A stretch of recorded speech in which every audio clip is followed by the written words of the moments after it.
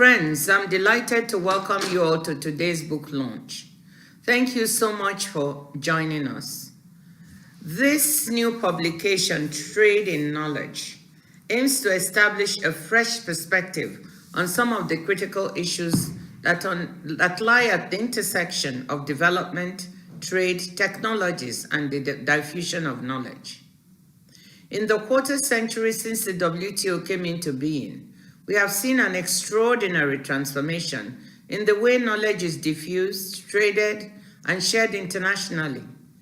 The impact of global digital disruption, creating promising new opportunities, but equally creating fresh concerns about equity and openness of the business models the technology brought into being. The WTO's own agreement on trade-related aspects of intellectual property, the TRIPS agreement, was negotiated just a few kilometers from CERN, the research facility where Tim Berners-Lee was at the very same time in the process of inventing the World Wide Web.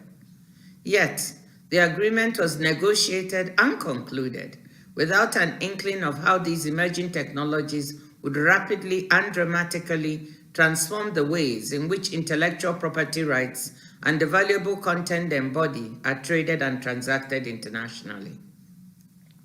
There is no doubt, therefore, that it is timely to have a fresh appraisal of the role of intellectual property rights in international trade and the knowledge economy.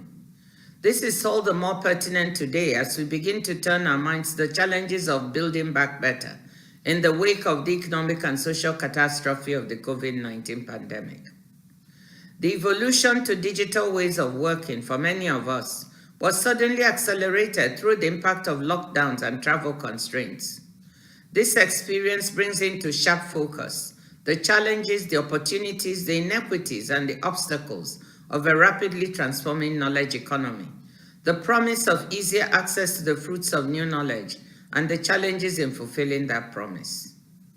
Above all, we know that knowledge, its creation, its diffusion, its effective absorption, is central to sustainable development. In the economic jargon, knowledge and human capital are endogenous, integral to our models of growth, no longer an exogenous black box, apart from the traditional growth factors of labor, capital, and natural resources. Just as we can't rely on superseded economic thinking about growth, in a practical sense, we can't expect to attain the sustainable development goals on the basis of superseded legacy technologies. Indeed, digital connectivity and innovation, as such, are identified as development goals in their own right. The collection of essays in this volume seeks to explore how we can put into practice the lessons of endogenous growth theory. Today, despite the enormous challenges confronting policymakers around the globe, there is the enticing prospect of more equitable and practicable market access opportunities for creative industries and technology innovators from across the developing world. And we know also that global value chains offer considerable benefits in the form of knowledge spillovers and technology transfer. The diverse, fascinating set of authors presented in this volume have made an invaluable contribution to the task of building an improved set of empirical tools and an updated framework for policy analysis to support these vital developments.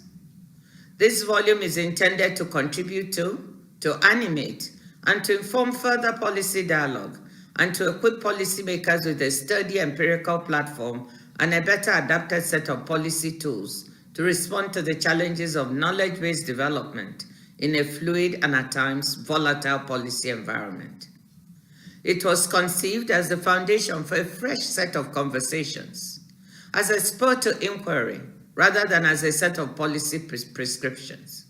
I encourage you all to explore these questions in the coming sessions of this launch event and to take up the challenge.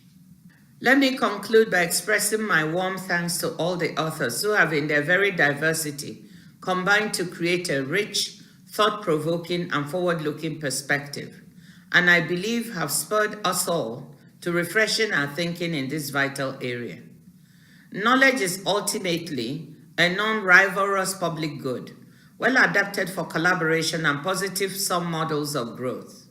Let us hope that this volume and the conversations and future work it engenders helps us realize its remarkable potential. Thank you again for joining us today.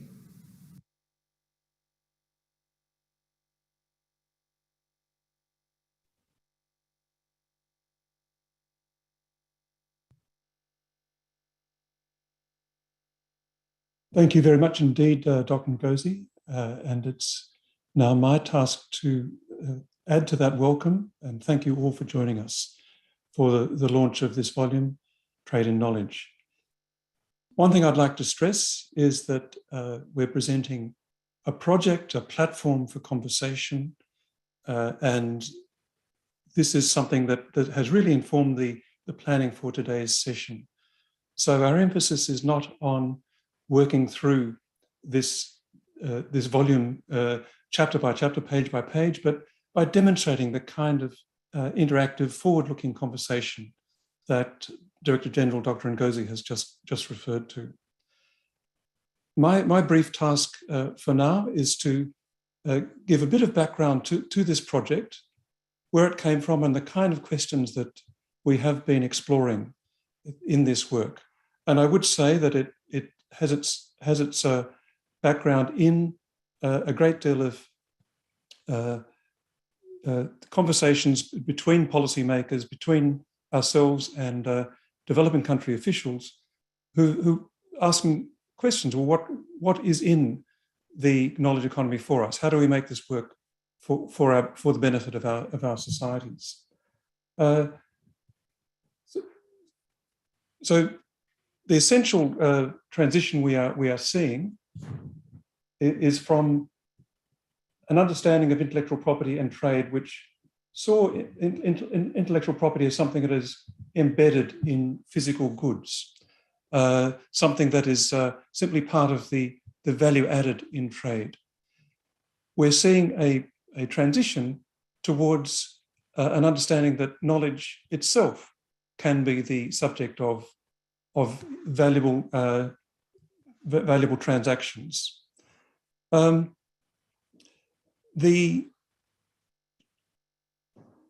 this is a fairly abstract observation. The question is, what does that mean for us in practice? What does it mean in terms of delivering the kind of benefits that that the Director General has just referred to? And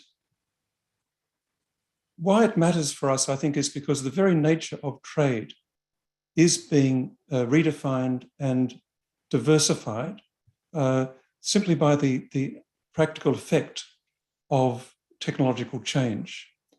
And at the same time, we're seeing the ways that the social and economic benefits from trade and from the intellectual property system also being redefined and diversified. We often say that both trade and intellectual property systems don't exist for their own sake. They're there to serve the well-being of humanity. And we need to understand how these transitions affect the way that both intellectual property and the trading system contribute to human well-being and to the Sustainable Development Goals, as the Director General has mentioned.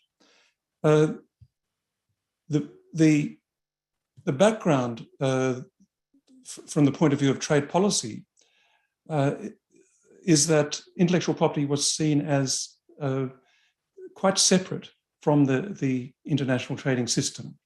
The early rules, the GATT, the General Agreement on Tariffs and Trade, focused on trade in goods, and in its initial form, really treated intellectual property as an exception to the rules. Certainly not as an integral part of the way we trade and do business.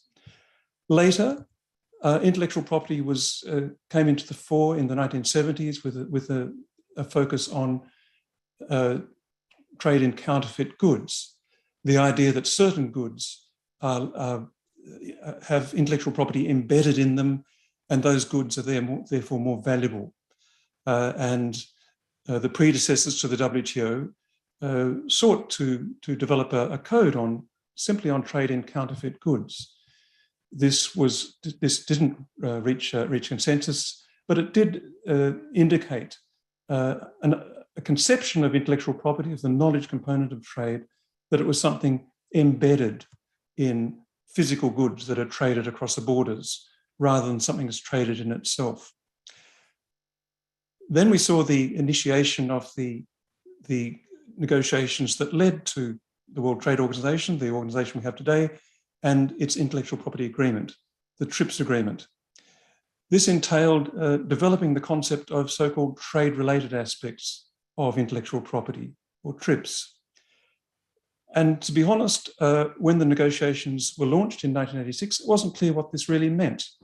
It took several years even to thrash out a negotiating framework that zeroed in on a shared conception of what we were talking about when we're talking about trade-related aspects of intellectual property. But it's fair to say that the focus remained on trade in goods. Intellectual property was something embedded in goods, and it was a subset of trading in goods as such, physical things. So if we're talking about how much music we import into Switzerland, you would measure it by the number of discs and the value of discs, physical discs that come across the border as physical carriers of the music, rather than the music itself. In 1990, which for me is a critical year in this narrative, three key developments occurred in parallel, unrelated immediately, but ultimately culminating in the situation we have today. In 1990, we saw the publication of the landmark journal article, Endogenous Technological Change, by Paul Romer. He would subsequently get the 2018 Nobel Prize for Economics for his work in this area. The Director General has just referred to this work, the idea that we build into our models of economic development the knowledge component, the technological component, rather than seeing it as a separate factor. Secondly, again, as Dr. Ngozi has mentioned, just up the road from us in Geneva, Tim Berners-Lee was in the process of inventing the World Wide Web. And this practically made it possible for the kind of non-rivalrous sharing of knowledge that economically is ideal, and that seemed to be just impossible to achieve in practice. But the technological development of the internet and the World Wide Web on the framework of the internet managed to turn this into a practical reality over time. And thirdly, it was in 1990 that negotiators did agree, in some cases with some reluctance, to a framing of what we're talking about when we're talking about trade-related aspects of intellectual property. And that delved into the actual substantive standards for the way we protect intellectual property in our national systems. And my argument is that in the 32 years since then, we've seen these three trends converge on a new way of understanding trade and intellectual property today. Next slide, please. In 1994, when the TRIPS agreement came into force, this was pretty much exactly the time when the World Wide Web moved out of the research facility, moved out of the academic faculty, and became a much more widespread tool for sharing and trading in knowledge.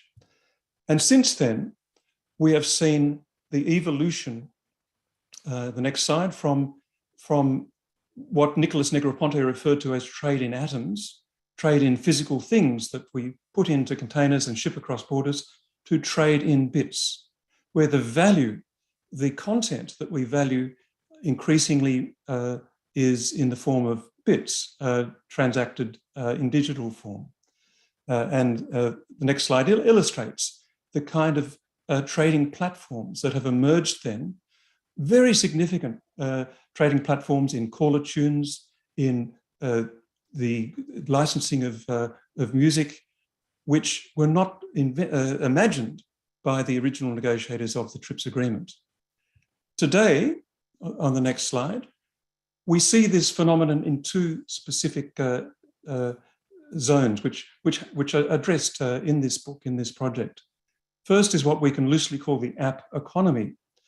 Those billions of downloads, many of which are paid for, these are IP licenses. We're not buying an app. We're not buying a musical work.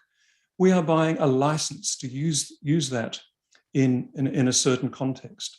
So this enormously significant trade is in IP licenses.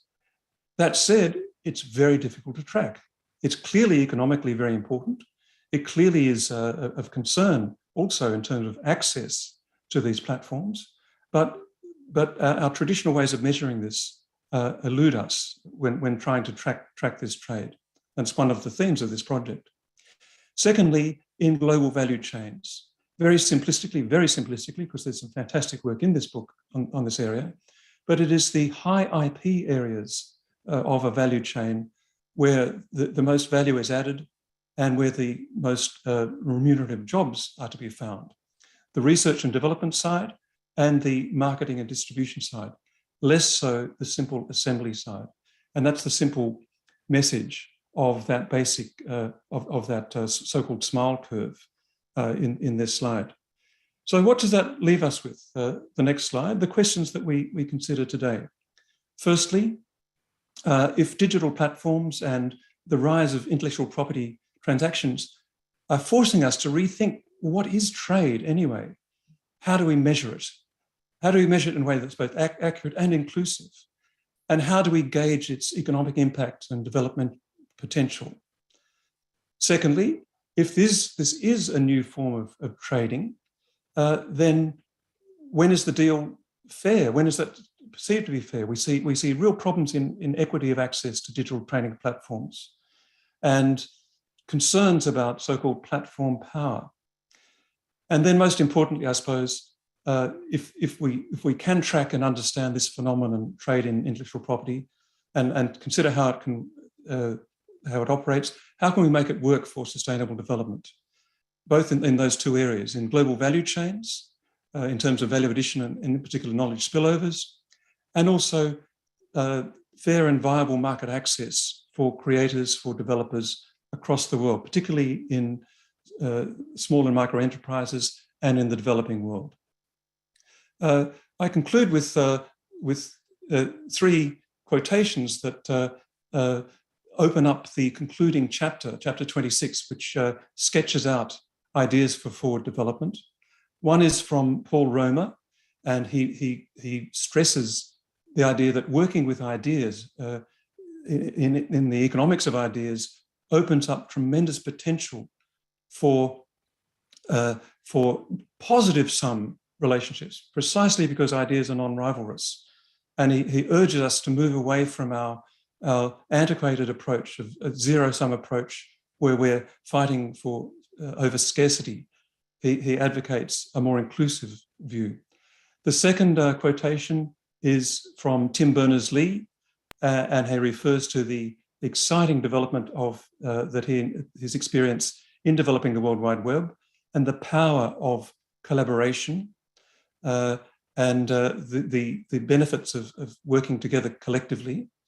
The third quotation is from the TRIPS agreement itself, and it's a reminder that certainly the TRIPS negotiators got one thing very right.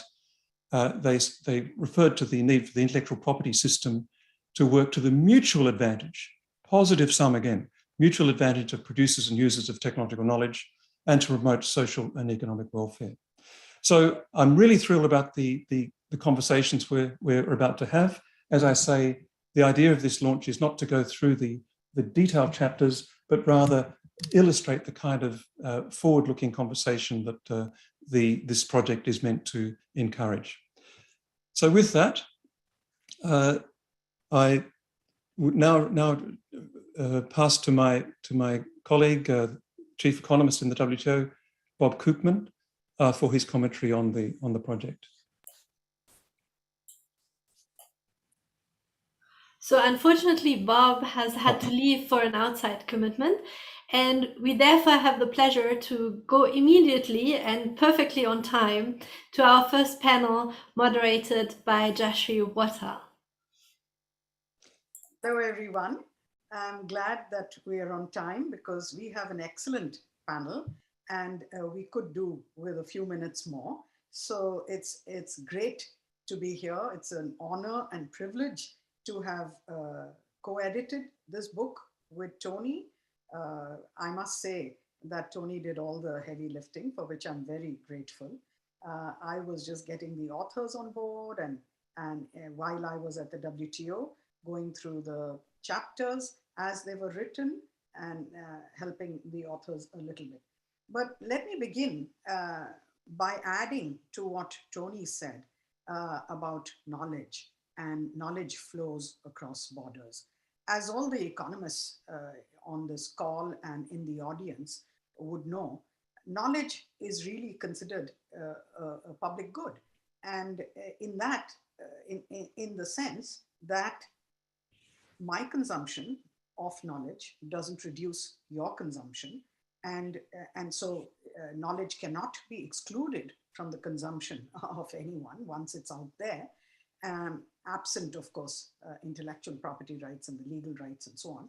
And the other important characteristic is that it's non-rivalrous, non-excludable, non-rivalrous. And this is particularly true of digital goods, information goods, as Rahul calls it in his chapter. And I'll stop there because I don't want to anticipate everything that the eminent panel we have in the first panel is going to say.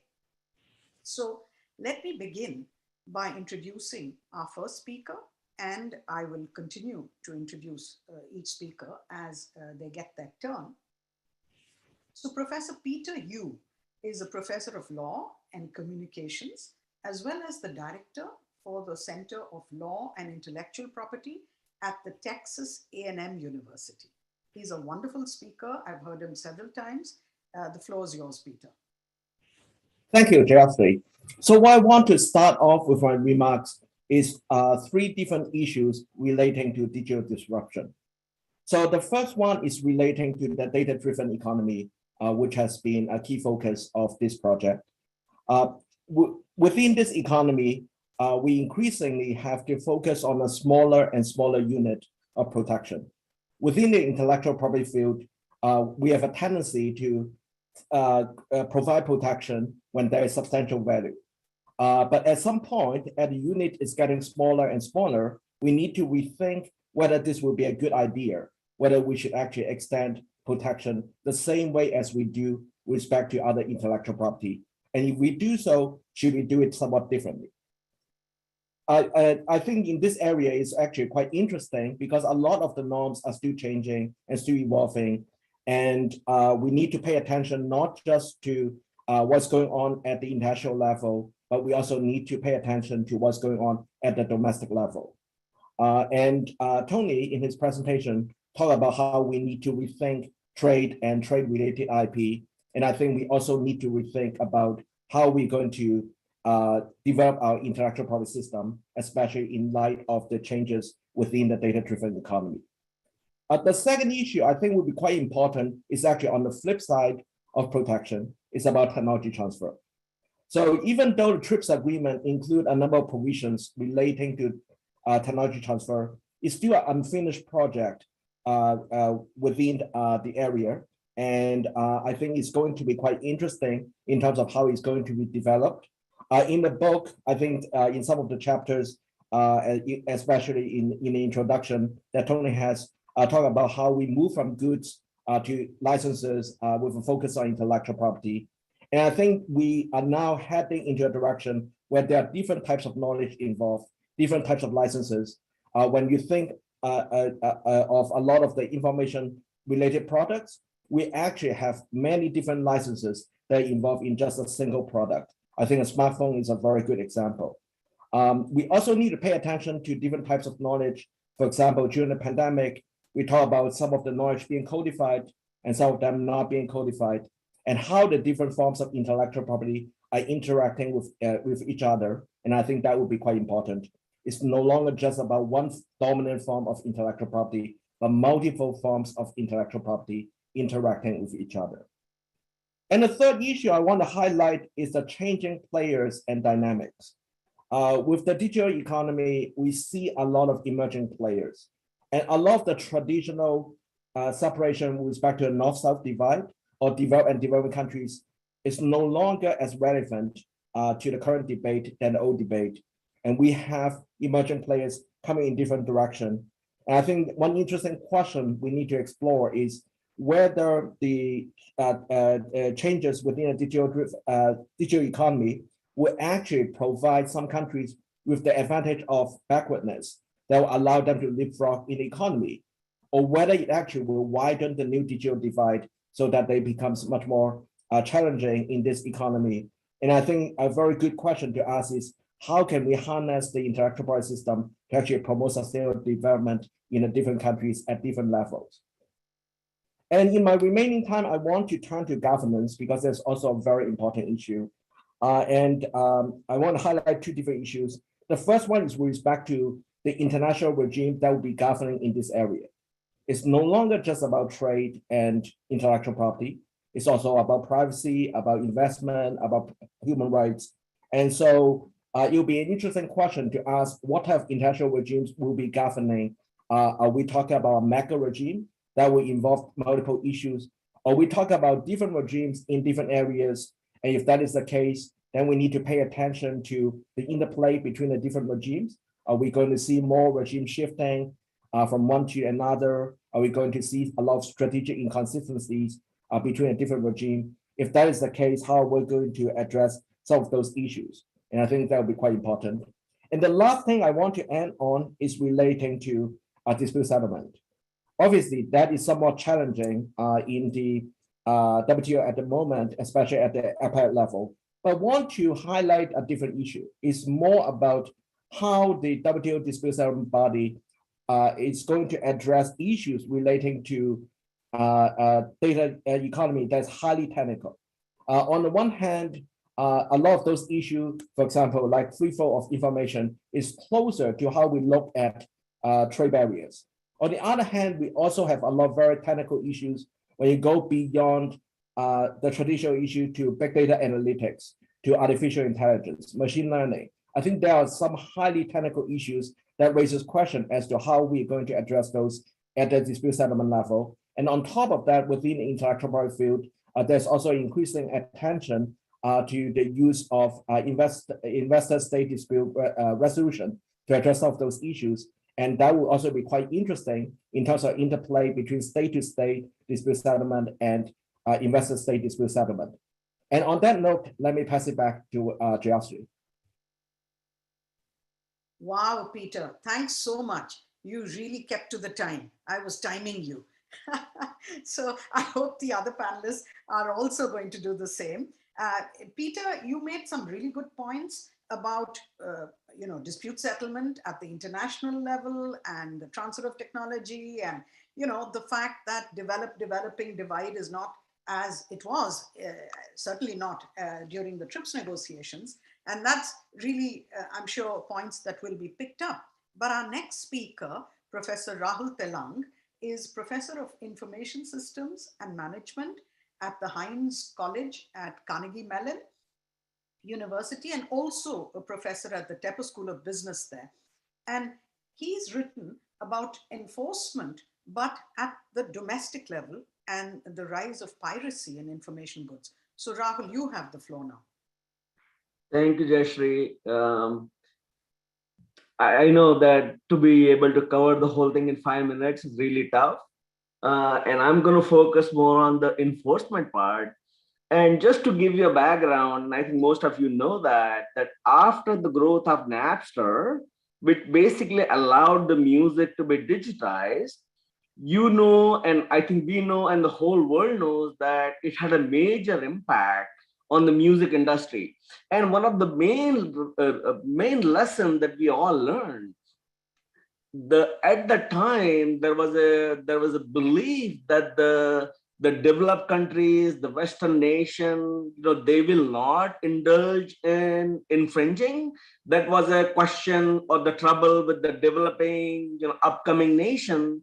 And after the growth of Napster and the amount of infringement it took in the digital music space, that kind of opened the eyes that, hey, if you give people an easier way to consume or infringe, they probably will do that.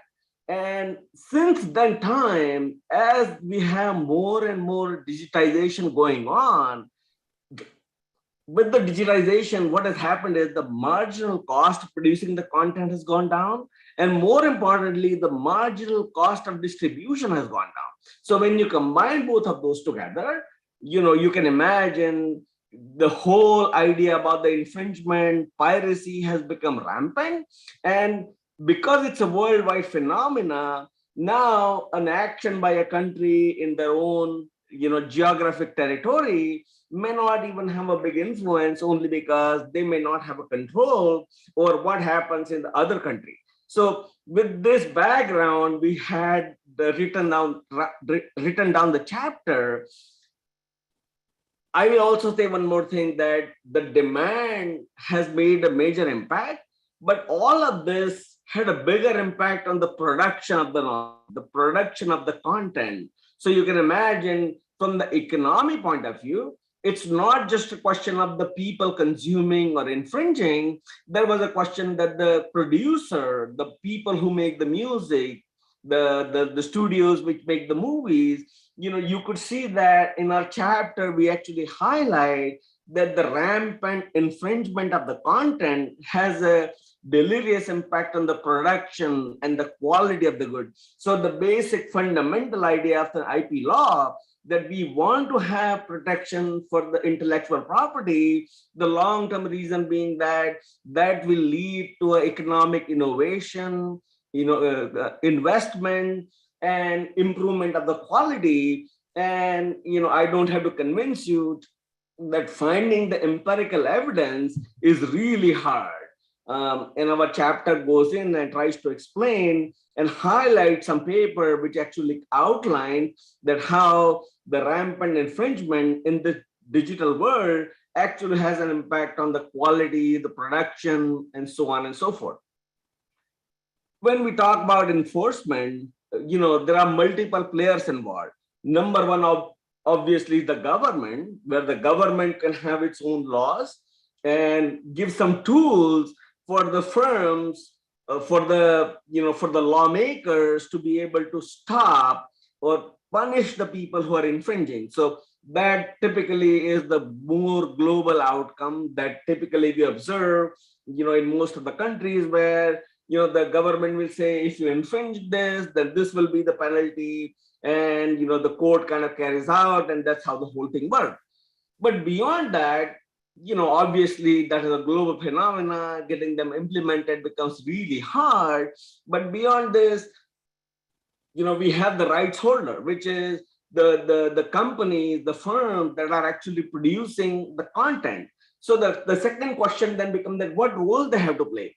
And we all know that, with the marginal cost going down and marginal cost of distribution going down, the major issue becomes that how easy it is for the rights holder to make their content available at a reasonable price.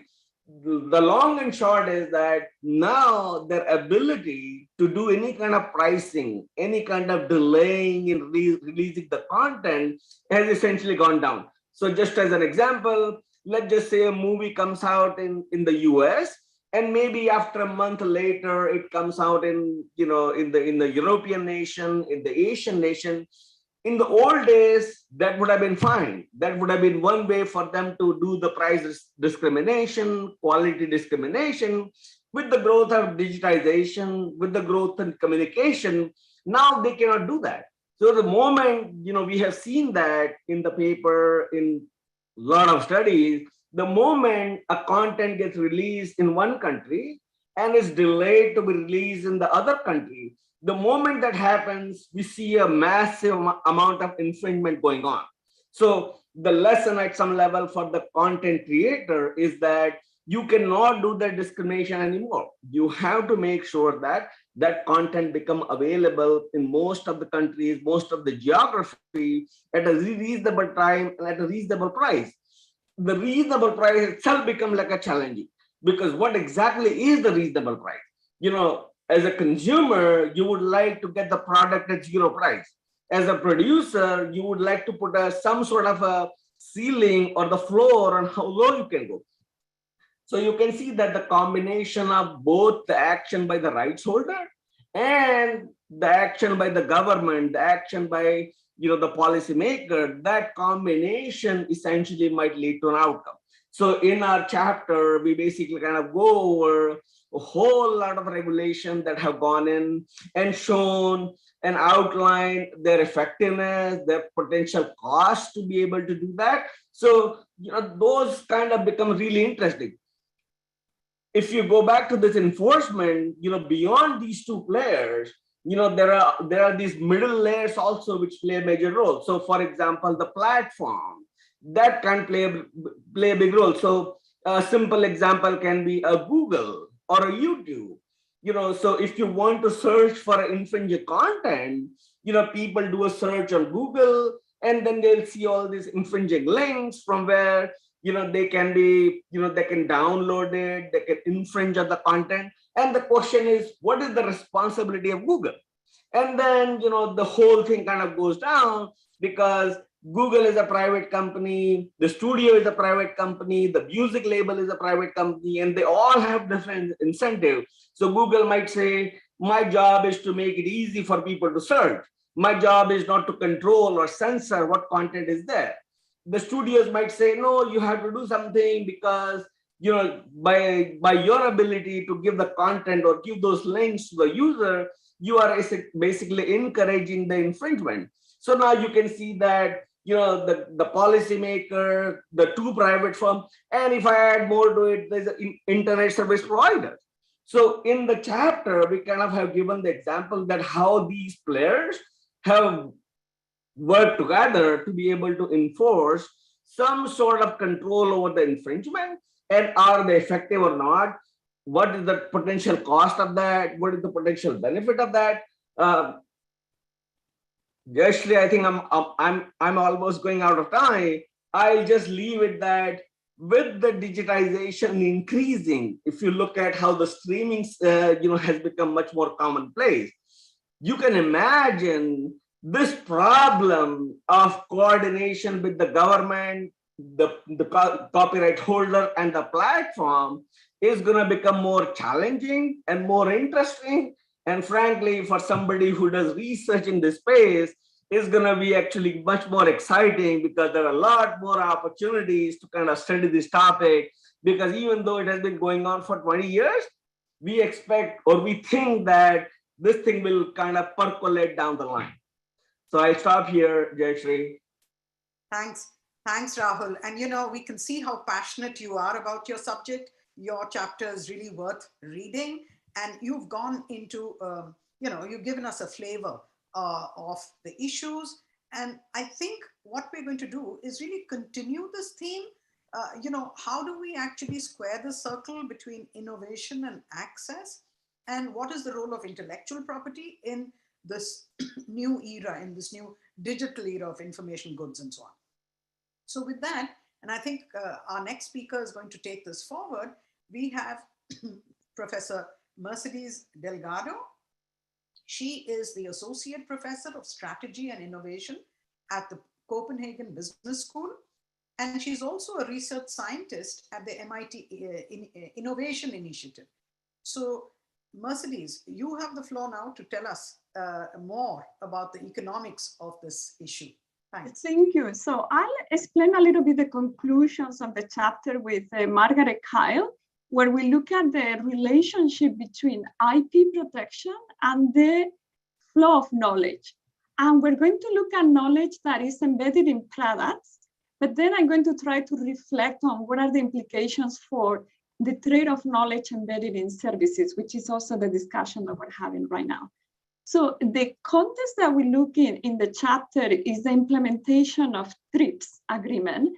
that allow developing countries and least developed countries some transition periods to strengthen their IP systems for patents, copyrights, and trademarks. And what we find is that after countries implement TRIPS, we see an increase in the trade of IP-intensive goods relative to a control group of low IP-intensive goods. So this is an increase, a boost in trade that is not simply because you are a member of the World Trade Organization.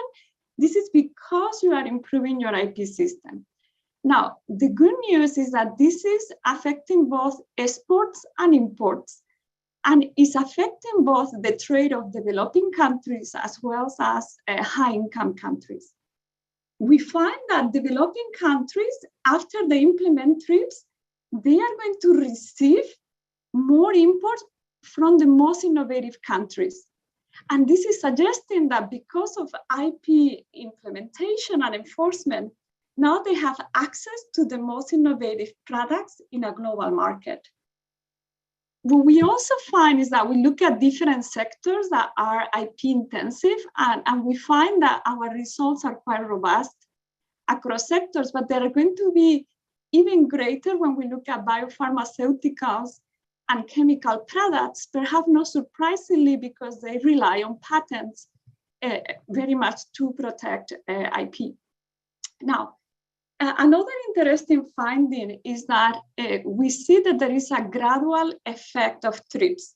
So over time, the effect is getting larger. And this is, as we're looking at a longer time period, and this is because the transition periods are working. So this has some very interesting policy implications because it seems to suggest that this policy flexibility that we're offering to least developed countries and developing countries is having a net positive effect on the global trade of IP-intensive goods. Now, okay, so that's all good. So now let me give you all the next step and a little bit what are the things that we need to be more cautious about. One is that in our analysis, we're not able to properly assess the least developed countries because their transition periods are still active. So we cannot assess what has happened to the poorest countries. The second is that we're looking at the value of trade, but that's going to reflect both pricing and quantity. So maybe what is also happening is that as a result of IP protection, the prices of these goods that we're trading are going up. So what we conclude from this is that we need, as researchers, better measures of access to innovative products and services. And the last piece, I want to talk about services. And I know Rahul has been very enthusiastic about business to consumer services and music and movies. I want to highlight a very different type of services. Knowledge intensive business to business services. These are service inputs. In my work, I call them the supply chain trading services. This is enterprise software.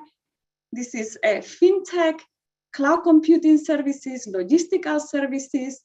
And this is a part of the economy where you see a lot of job creation, a lot of innovation happening. Now, what else do we see in this part of the economy? It's very STEM intensive. So it's using a lot of high-skilled human capitals, engineers, mathematicians. However, this part of the economy has low patent intensity. So the relationship between IP and the flow of trade for this type of knowledge-intensive B2B services may be very different than the relationship that we see in manufactured products that rely on patents. And perhaps if I have 30 seconds, and I'm thinking maybe a little bit too outside the topic perhaps, but we're all talking about the green transition. So can we be thinking about how can we facilitate access to green technology, to green services in an equitable way across countries through trade and through IP protection? And I don't have the answer, but I figured I'd throw one more ball to the debate. Thank you. Perfect, Mercedes. So good that you gave us all of this, the flavor of your chapter as well as new ideas you've been thinking about, which are not even part of your chapter because you're continuing to research in this areas. And certainly climate change and green technologies is very topical. So it's good that you threw that also into the mix. Now we have a fifth panelist who joined our panel later, who has a few minutes now to explain his very important chapter on diffusion of knowledge, which he and others have contributed to the book using patent analytics. Very, very innovative chapter. So Holger Ernst is a professor of business administration at the Otto Beisheim School of Management in Wallender, Germany. Holger, you have the floor. Thank you, Yashri. I tried to make it very, very short, given the time that's left for the panel. So Tony mentioned that we need to have valid measures for technology to understand the role of technology in knowledge transfer and also in trade. So the first part of our chapter is really to introduce, as you said, a new way to measure technology innovation in an objective and valid way based on patent data. And the core construct is the patent asset index, which actually assesses patent portfolios or individual patents, not only in terms of quantity and numbers, but also in terms of quality that has impact on competitive position. So we have an objective way to measure the quality of patents and hence technology-based innovation with that patent asset index. And in our chapter, we show one application as the EU Commission used the patent asset index to assess the impact of a big merger between the two big chemical companies, Dow DuPont, on future innovation. And they analyzed that based on the patent asset index, and they only allowed that merger to go through based on very, very strict, how shall I say, demands on the two merging parties to offset certain parts of their knowledge to increase the level of competition. In the second part of our chapter, we use the patent asset index, this new methodology, to analyze direction and also dependencies of cross-border knowledge flows. And let me summarize some of the key findings that might be of interest to you. So first of all, we find, of course, that still the majority of high quality patents are still developed in, as you would expect, in the US and Europe. However, that has been changing.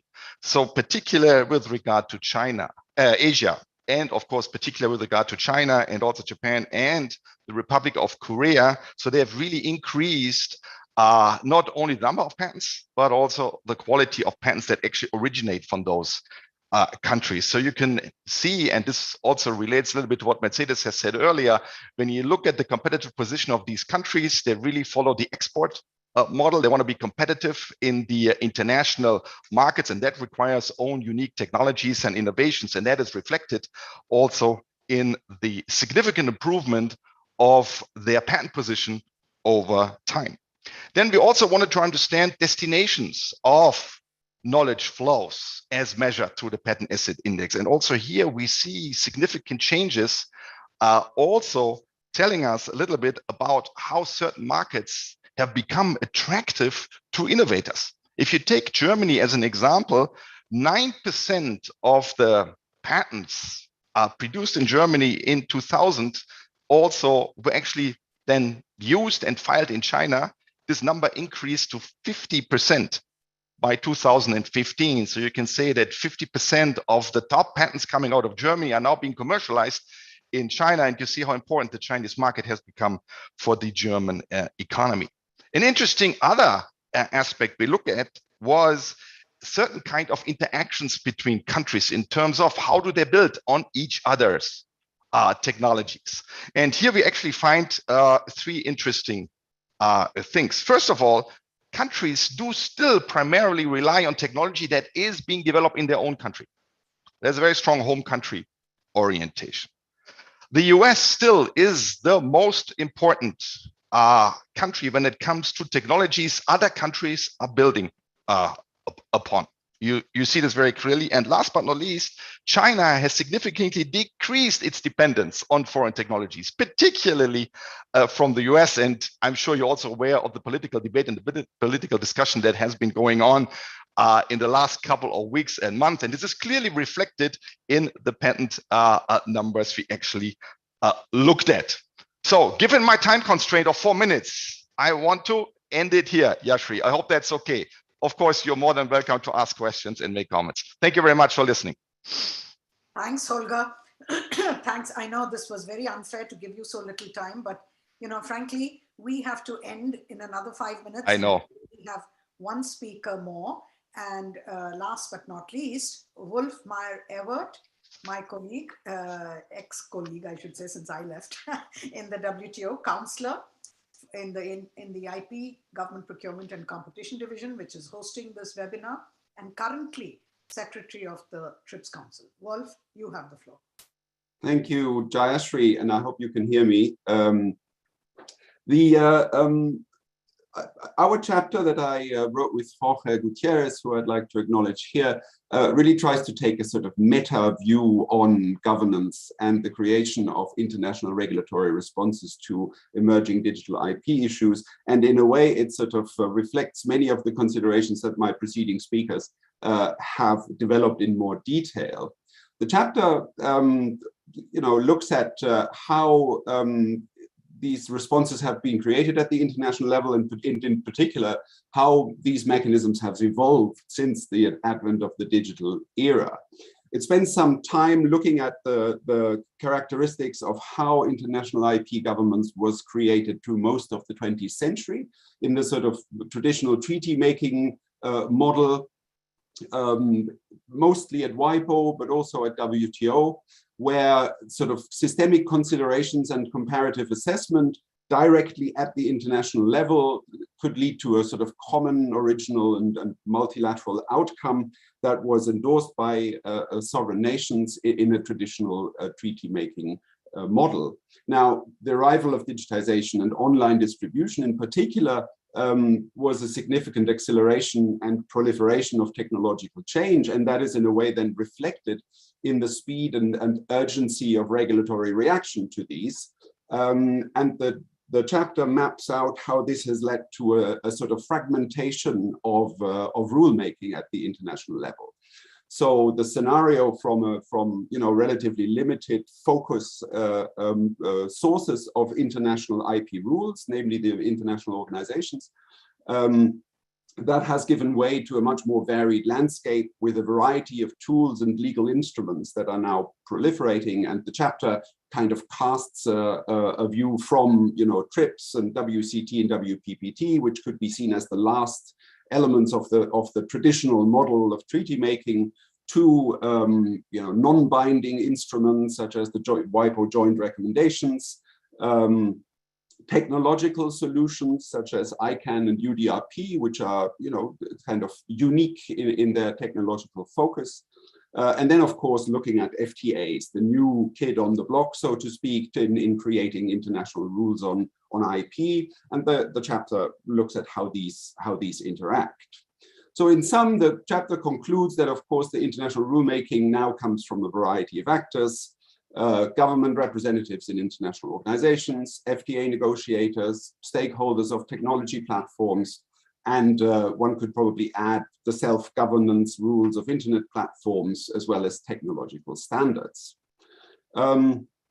In looking forward and trying to keep it short in light of our time constraints, I think what lies ahead for the international governance of IP, I think can be exemplified if you look at the areas that are still open. The chapter looks in particular on ISP liability and how, in the absence of an international rule, there is a de facto harmonization through the FTAs, a number of significant FTAs that have very detailed and almost identical rules on these ISP liabilities. But if you look at the kind of emerging issues such as online exhaustion, data mining, and AI, you can sort of exemplify this new world of rulemaking. And I would posit that there is, not only an increased number or variety of actors and tools involved in the international regulatory responses, I would argue that the emerging IP issues also require increased engagement and cooperation with other policy fields. That's an additional, I think, dimension. So for instance, the question, how to access personal or industrial data, how this should be regulated in a context where there is not only enormous commercial demand for such access, but there may also be public interest that AI tools have access to a large and representative variety of data. That is, of course, influenced not only by traditional IP considerations on ownership or access, but also, if not more, by competition considerations. So any solution in this regard will have to heavily draw on both of these disciplines to find a solution. Equally, if you look at, for instance, online exhaustion, is another area of high commercial significance. And the main obstacle to opening up this potentially vast aftermarket for digital copies is at the moment the evidentiary challenge for courts to establish and ensure that no residual copies are retained when a seller sells on one digital copy. So one suggested solution here is could be a blockchain standard, such as an NFT that could ensure, if it is accepted as evidence in this regard, could ensure that this evidentiary level is met. Now, adopting such a solution, would heavily depend not only on IP considerations, but also on the technical standards of the employed technology. So the technology impact on the rule will increase. And then finally, if you think of IP questions surrounding AI, such as eligibility for protection and ownership, these clearly involve a lot of ethical considerations and potentially a reassessment of the role of humans in the IP system as a whole. And answers to these IP-related questions will therefore have to be part of a broader set of consideration. So in sum, the multiplication of actors and of relevant policy consideration means that the genesis of international IP rulemaking will not only be more fragmented, but also more complex in substance. Peter asked, will we have a meta system that will govern everything? Well, the fragmentation of the rulemaking shows that this is quite a challenge, how to even bring the actors together that will regulate in all these different areas. And the different interests that Raoul highlighted, how will they be communicated in a fragmentation of policy, of negotiation fora where these rules are made in a disparate fashion. So maybe I'll close on a call, a role for international organizations. We may no longer be the single place for making rules, but I think there can be a lot of impulses from international organizations trying to cross and connect these different policy fields, which will all have to be cooperating in order to arrive at a sound system. Thanks, Wolf. You've really taken us to the place we want to go, which is looking forward and to see what we can do. So I would like each of the panelists to take 30 seconds and give like a short sentence of what they see as the way forward. I know, Peter, you go first, and you've talked about different ways. Now, would you see the WTO as a place that brings all the different streams together, like investment and electronic commerce and IP? And what exactly is the role of IP in particular? So this is the question to all the panelists. Let me just say that you need to be very short because we need to wrap up immediately. So Peter, you have the floor. I think we need to coordinate both norm setting as well as the use of technical expertise. I think the WTO will be a good starting point in light of the mandatory dispute settlement process. But at the same time, I think a lot of those issues are broader than just trade and IP. And great. I like your optimism that the WTO is the place. Rahul, you're next. I'll again say, I said that in my talk too, with the streaming, digitization, international reach of the content everywhere, I can imagine all the policy discussion and the debate and the fights are going to accelerate. And hopefully WTO might be the place which can do some coordination, some collaboration, and so on and so forth. So I think with the technology growth, we think the more policy directions will be needed. Thanks, Rahul. That's great. You agree with Peter there. Mercedes, you're next. My wish list will be that the World Trade Organization develop better data on the trade of knowledge-intensive services and separating different types. It's very different in business to consumer, music, video games, from business to business inputs, enterprise software, cloud computing, and a different type of IP licenses. And I think that the World Trade Organization can start a very interesting debate of thinking, how do we protect innovation in these knowledge-intensive services? Great. I absolutely agree with you that data has to be the basis, evidence has to be the basis for policy, and hopefully the WTO is already moving along this direction, but hopefully we'll do better on in all the new areas.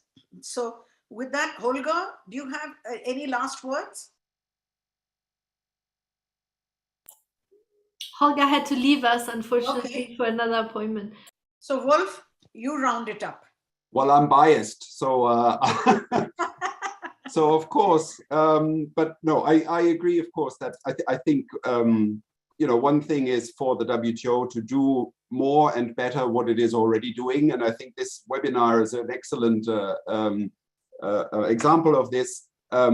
Keep the debate going, have the international focus that is unique really to the international organizations, and cooperate with all of those actors, not just other international organizations, but critical thinkers like the participants here, but also business, and hopefully get members to mandate us with a more active role to develop solutions that take into account that international perspective. Thank you, Wolf. That was an excellent rounding off of this panel. Now it's only left for me to thank all of you. You've been great panelists, sticking to the time, and I think we've made it in good time. Hopefully, we've also encouraged those who are listening to us in the audience to pick up the book and read all your chapters and all the others that are in the book. I think I'm really proud and honored to have been part of the making of this book. And with that, I leave you now to the next panels. In fact, it's going to be a really exciting session. So all of you, thank you very much and goodbye. Bye. Thank you very much indeed, Jayashree, and your wonderful panel. Indeed, just to acknowledge Jayashree as the wonderful, indispensable co-editor of this book, and indeed without whom it would not have been possible. Now, we heard about the possible role of the WTO in progressing work in this area. I think if the Secretariat is going to contribute anything along those lines, it may be in the hand of our next moderator, who is leading, in fact, our thinking in the WTO Secretariat on digital trade. Emmanuel Gan is in the Economic Research and Statistics Division of the WTO. Emmanuel, over to you. Thank you. Thank you, Tony. Good afternoon, everybody, or good morning, good evening, depending on where you are. So let's now dive into the topic of measuring trading knowledge, which is a truly fascinating topic. As Tony said in his introductory remarks, the nature of trade has been redefined by digital technologies. And as digital technologies have been reshaping the ways in which knowledge is developed, managed, transacted, disseminated, measuring trading knowledge has become increasingly complex. Yet, measuring trading knowledge is critical to help inform policy action, and so including action at the WTO. So does the current framework of trade statistics adequately measure trading knowledge? What's being missed? How can we better measure trading knowledge and map the known unknowns? These are some of the questions that we will explore during this thematic discussion with the contributions of 3 experts in the field. So I'm very happy to have with me today Sasha Wunsch-Vincent, who is the head of the Composite Indicator Research section of the Economics and Statistics Division of the World Intellectual Property Organization, WIPO, and co-editor of the Global Innovation Index. We also have Nicolas Pervolero, who is an economist with the Office of the Chief Economist at the United States Patent and Trademark Office.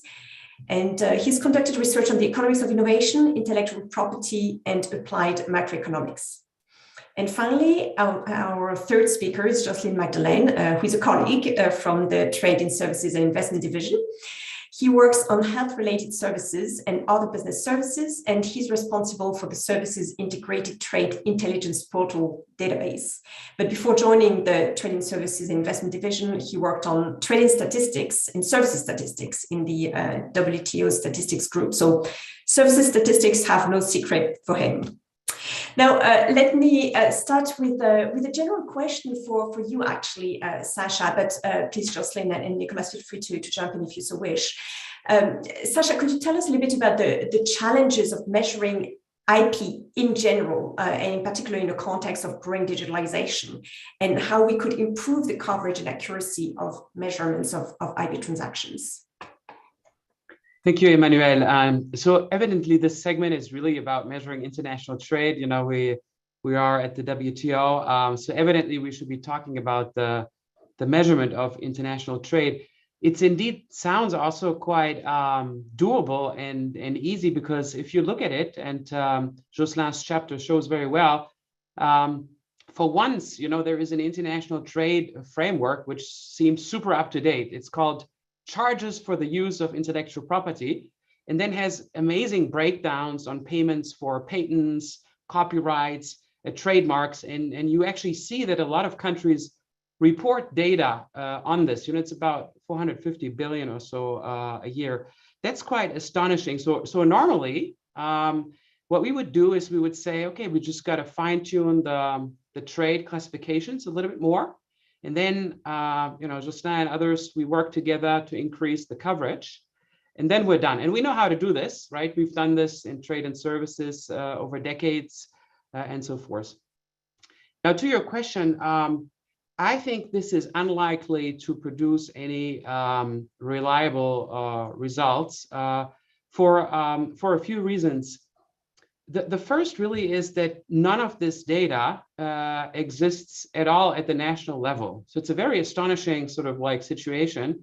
So if you ask me, I'm WIPO, right? So I should be able to give you the national payments for, you know, patents or copyrights and trademarks of any of that sort. And it just simply doesn't exist, right? So that's so this has to do with lacking frameworks and at the national level, and also lacking, you know, existing efforts to actually collect this data. We've come a long way, Emmanuel, in collecting the filing data. If you had asked me 5 years ago, can you give me the number of patents filed or the number of trademarks, it would have been almost hard at the national level even. But now, you know, thanks to WIPO and others, we've done, you know, we've moved ahead quite significantly. But if you ask me now, is there anything on payments for the use, right, the trade, whether it's financial or non-financially based at the national level, there is nothing.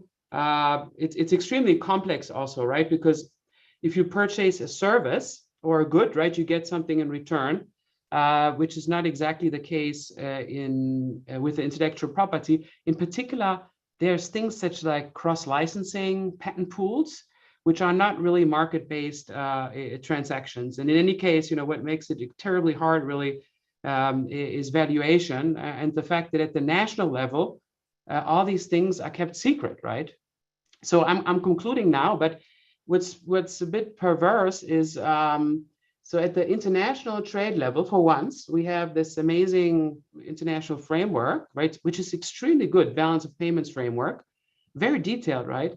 And we even have data, but frankly, I wouldn't trust that data very much because most likely the majority of this data is just multinational enterprises, you know, reporting data that they trade with subsidiaries for a maximum amount. And mostly, as we show in our chapter, which we'll discuss later, this is very much influenced by tax reasons, right? But that's my my answer. So on the challenges of measuring IP have to do with lacking national collections. It's hard to value.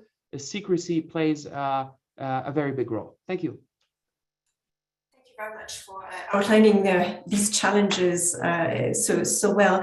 Now, you referred to balance of payments frameworks, and so this is a perfect transition actually for me to go to the next speaker, Jocelyn, because you wrote a chapter on statistics in IP-related transactions recorded as goods and services in international balance of payment data, which has been the standard means of measuring cross-border knowledge flows through trade. So really curious after what Sasha just said to know what your analysis revealed, how good are these statistics, what IP transactions are being missed, and what could we do to improve the coverage and accuracy of measurements in IP transactions. Over to you, Jocelyn. Thank you very much, Emmanuel, and good afternoon and good morning, colleagues. And I think Sasha made a very nice introduction to say how lucky we were in the international trade arena, statistics on international trade, to actually have a framework enabling us to have data on international transactions on intellectual property rights and payments and receipts. Now, yes, we are lucky to have this framework, but at the same time, I think Sasha also pointed to the fact there are still many challenges behind what these data actually show us. Now, the international trade in knowledge or international transactions relating to intellectual property can indeed be measured through the balance of payments. We have a framework which is relatively detailed, providing a detailed classification of different items interesting for policymakers and research and analysis. However, we have seen through our research that although we do have this framework in place, and it has been in place for over 10 years now, in fact, 12 years, very little progress has been made. Some progress has been made by a certain number of economies, but we are still missing a lot of information. Basically, the information is available for around 20 economies, at least at the broad brush level. But then when you go into the details, we only have information for 10 countries. So this shows us basically there's still a lot of progress to be made. But there's probably a reason behind this, is that it is challenging to measure and to identify these types of transactions. And the existing data collection tools make this extremely difficult to capture. Basically, to collect this information, you have two different solutions from a statistical point of view. Either you base your statistics on information reported by commercial banks on the transactions conducted by their clients. And in general, they don't know much about what are the details of these transactions, what are these payments for, or it may be extremely difficult for them to find out. Or on the other hand, it could be through the collection of information using surveys, which can be very costly to establish, in particular, if we want to go into that level of detail. So this is one reason why this is challenging. But the other one is what Sasha was pointing to, the fact that the main traders in these types of products are in fact multinational companies, where in most cases we are not clear what the payments reflect in terms of are they reflecting the actual market price or the market price equivalent, or a transfer price, basically the price that is accorded to within the company, which is often fixed for taxation optimization purposes in those cases. Another challenge is how do we actually identify where the economic ownership of the intellectual property original stands, and in which jurisdictions, because multinationals actually established across countries, affiliates, headquarters, but all this again for very specific reasons that I don't need to explain again here today. But that makes this extremely challenging from a statistical perspective. So of course, yes, we have the frame, but when it comes to the practice, well, I think still a lot of work is needed to actually map the business models to see how this actually functions and how and identify how this information could be collected and the quality of the data improved.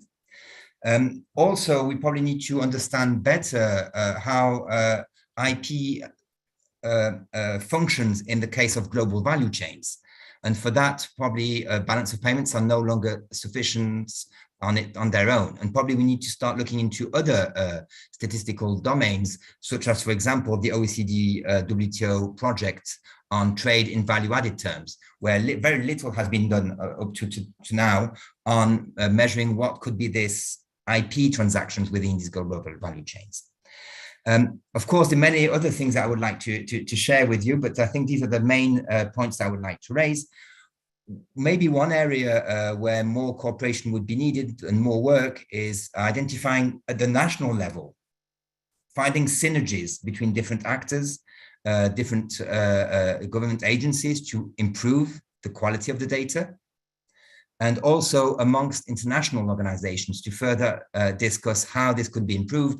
For instance, by establishing an international database on intellectual property transactions, related transactions. And in that area, I would like to point to the fact that my colleagues, because as you said, it happens that in fact, this is within the trade and services statistics framework that these transactions are identified, and my colleagues in the Economic Research and Statistics Division have been putting some efforts to improving at least the estimates that we have, but still some work is needed, and maybe more cooperation would be very beneficial in that area. Thank you. Thank you very much for giving us a flavor of your chapter and the key challenges when it comes to balance of payments, and for these forward-looking suggestions, very concrete ideas. This is great. You also mentioned the challenge of the fact that the main traders are multinational companies. It's not clear what the payment reflects, and the question of taxation. We'll come back to it in a moment with Sasha. But before, I would like to turn to Nicolas. So Nicolas, you wrote a chapter that looks at a survey of empirical studies on cross-border trading knowledge that use IPR data. So could you give us an idea of what your chapter is about, what it covers, what do these data show, and how can analysis of patent data guide policymaking? Is there any limitation? We heard actually in the previous panel from Mercedes Delgado that knowledge-intensive services have low patent intensity. So how good are these statistics? Thanks. Yeah, absolutely. So let me just sort of start out by describing how IPR data is used in this literature. And I think that it's been used very creatively to sort of measure a lot of different things. So, first of all, we talked a lot about, financial flows, royalty and licensing payments. Let me talk more about patent documents. So what is a patent document, right? So you have a patent, it's the right to exclude. And people have used counts of patent applications, counts of patents. There are citations between patent documents, right? So I might rely upon inventions that came before me. I might rely on inventions that come after me, or they rely on me, I guess, rather. There are technology classifications on patent documents that can be used in a variety of ways. And these, patent documents, all of these different aspects of them have been used to measure sort of a wide variety of things that are really relevant in this literature. So one, you might have knowledge flows, right? So information might feed into another invention somewhere else. Technology might transfer, right? Invention might actually sort of, transfer hands, right, from one spot to another. Technology proximity, right? So two countries or two firms in different countries might have similar technology portfolios, right? And that sort of might modulate the way that information flows or the types of technologies that might transfer. So the inventors, right? The inventors have locations. And you might have an inventor that's in one spot, they move to another spot, and that might affect, what information they sort of decide to rely on, with their further inventions. So I think, the first part is kind of getting a grasp on, we have a simple, perhaps not simple, we have one object, it's perhaps a patent application, and how are all of these sort of fields on it used to measure a lot of really important things. So, of course, there are limitations, and we've talked about some of them so far. Perhaps I think, let's just go back to one thing that I think is really important. Perhaps if you want to look at, how does the movement of people, right? People, they're inventors, perhaps they have stuff in their head, they move from one spot to another, that might affect the flow of information across borders, for example. I think one area that perhaps hasn't been exploited enough is, making sure you have the same person, right? So we have least in the United States and in many other places, I guess, perhaps all places, we don't have identifiers for people, right? So we don't know if two people on two different patent applications are the same person or not. In some studies, they try to sort of work this out and they try to sort of match people across places. But I want to highlight, at least for United States data, we have a platform called PatentsView, where they've done this really, really hard work of kind of disambiguating inventors, right? Making sure that this person is the same as this person, even though they're on different patent documents. So I would sort of encourage people to sort of take a look at this database, and this would be kind of one way to sort of push the literature forward and just make sure that we're sort of using the best data available that we have. So I'll stop there. There's plenty of other stuff to talk about, but that'll be my kind of intro remarks. Thank you very much. And you made a point that really resonated with me, which is the fact that there's no identifier for people, and that's a big challenge. It's actually a challenge with digitalization in general, not only for IP. And yes, we have the same issue regarding other parts of trade. I would say lack of identification of persons or objects. So great, thanks a lot for that. Let me now turn back to Sasha, just to follow up on a point that Jocelyn made on taxation, because your chapter is on this topic. It looks into how tax planning by multinational enterprises have distorted the measurement of cross-border IP flows. So can you tell us a little bit more about these distortions that Jocelyn briefly mentioned, and how we can reduce mismeasurement distortions? Thank you, Manuel. So technically, of course, I'm not a taxation economist or something like this, and WIPO is not a taxation international organization. So why in the world, would this be our chapter? And I think Jocelyn gave the answer to this in part because, so frankly, the data that these economists have been so creatively using, as Nicholas says, the trade data, the vast majority, as we said, is between multinationals and the subsidiaries. And it's not only a problem of valuation and transfer pricing, but what we show in the chapter is that a lot of multinationals transfer, if you like, the ownership of their intellectual property to their subsidiaries, which happen to be in low tax jurisdictions, in particular for intangible assets. So we call these the patent boxes, for instance. Now, these policy initiatives are technically a very good thing, right? We want to promote the creation of intellectual property, and maybe in the future we want to even promote further the licensing out and in of that IP. But at the moment, it in fact gives these multinationals the possibility to creatively shift these assets and erode, if you like, the tax base in some high income countries. Now, and so this is not peripheral. This is like a big chunk. I would really think that the balance of payments probably captures somewhere around 60 and 80% will be these internal transactions, and maybe a few will concern major international IP deals. When, for instance, there's a major lawsuit and a major ICT company, I will not name companies here, but a major company loses out and has to pay royalties and license fees to another. Obviously, that company will not be able to hide this further on, in their balance of payments reporting or survey. But for the most part, it's just reporting internal stuff. And this is why it matters, Emmanuel, the taxation issue. Before we close this session, I would like to give you all the opportunity to say a few concluding remarks and to say in 1 minute or so what do you see as the way forward.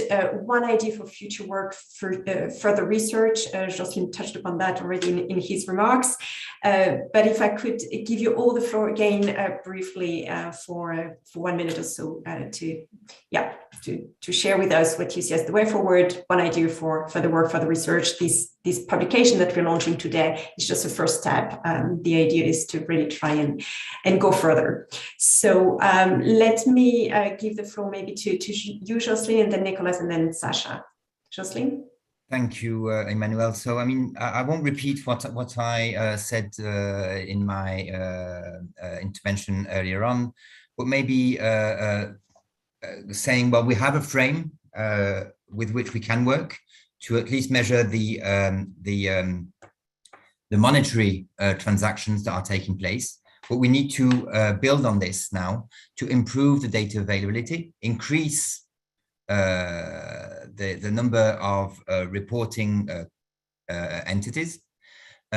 Second, to understand better and map these emerging bits, or these emerging, they're probably no longer emerging, but these business model, so that we can improve the quality of these data. And also finally to develop probably, and that's something that I didn't touch upon earlier on, is that we probably need to also develop statistical frames to identify who are the traders and to understand better IP transactions by enterprise characteristics, basically, in terms of size classes, in terms of what are the sizes of these players, what is the ownership structure involved in these enterprises that are trading such IP, etc. And last but not least, of course, understand better the global value chain functioning and IP role in these.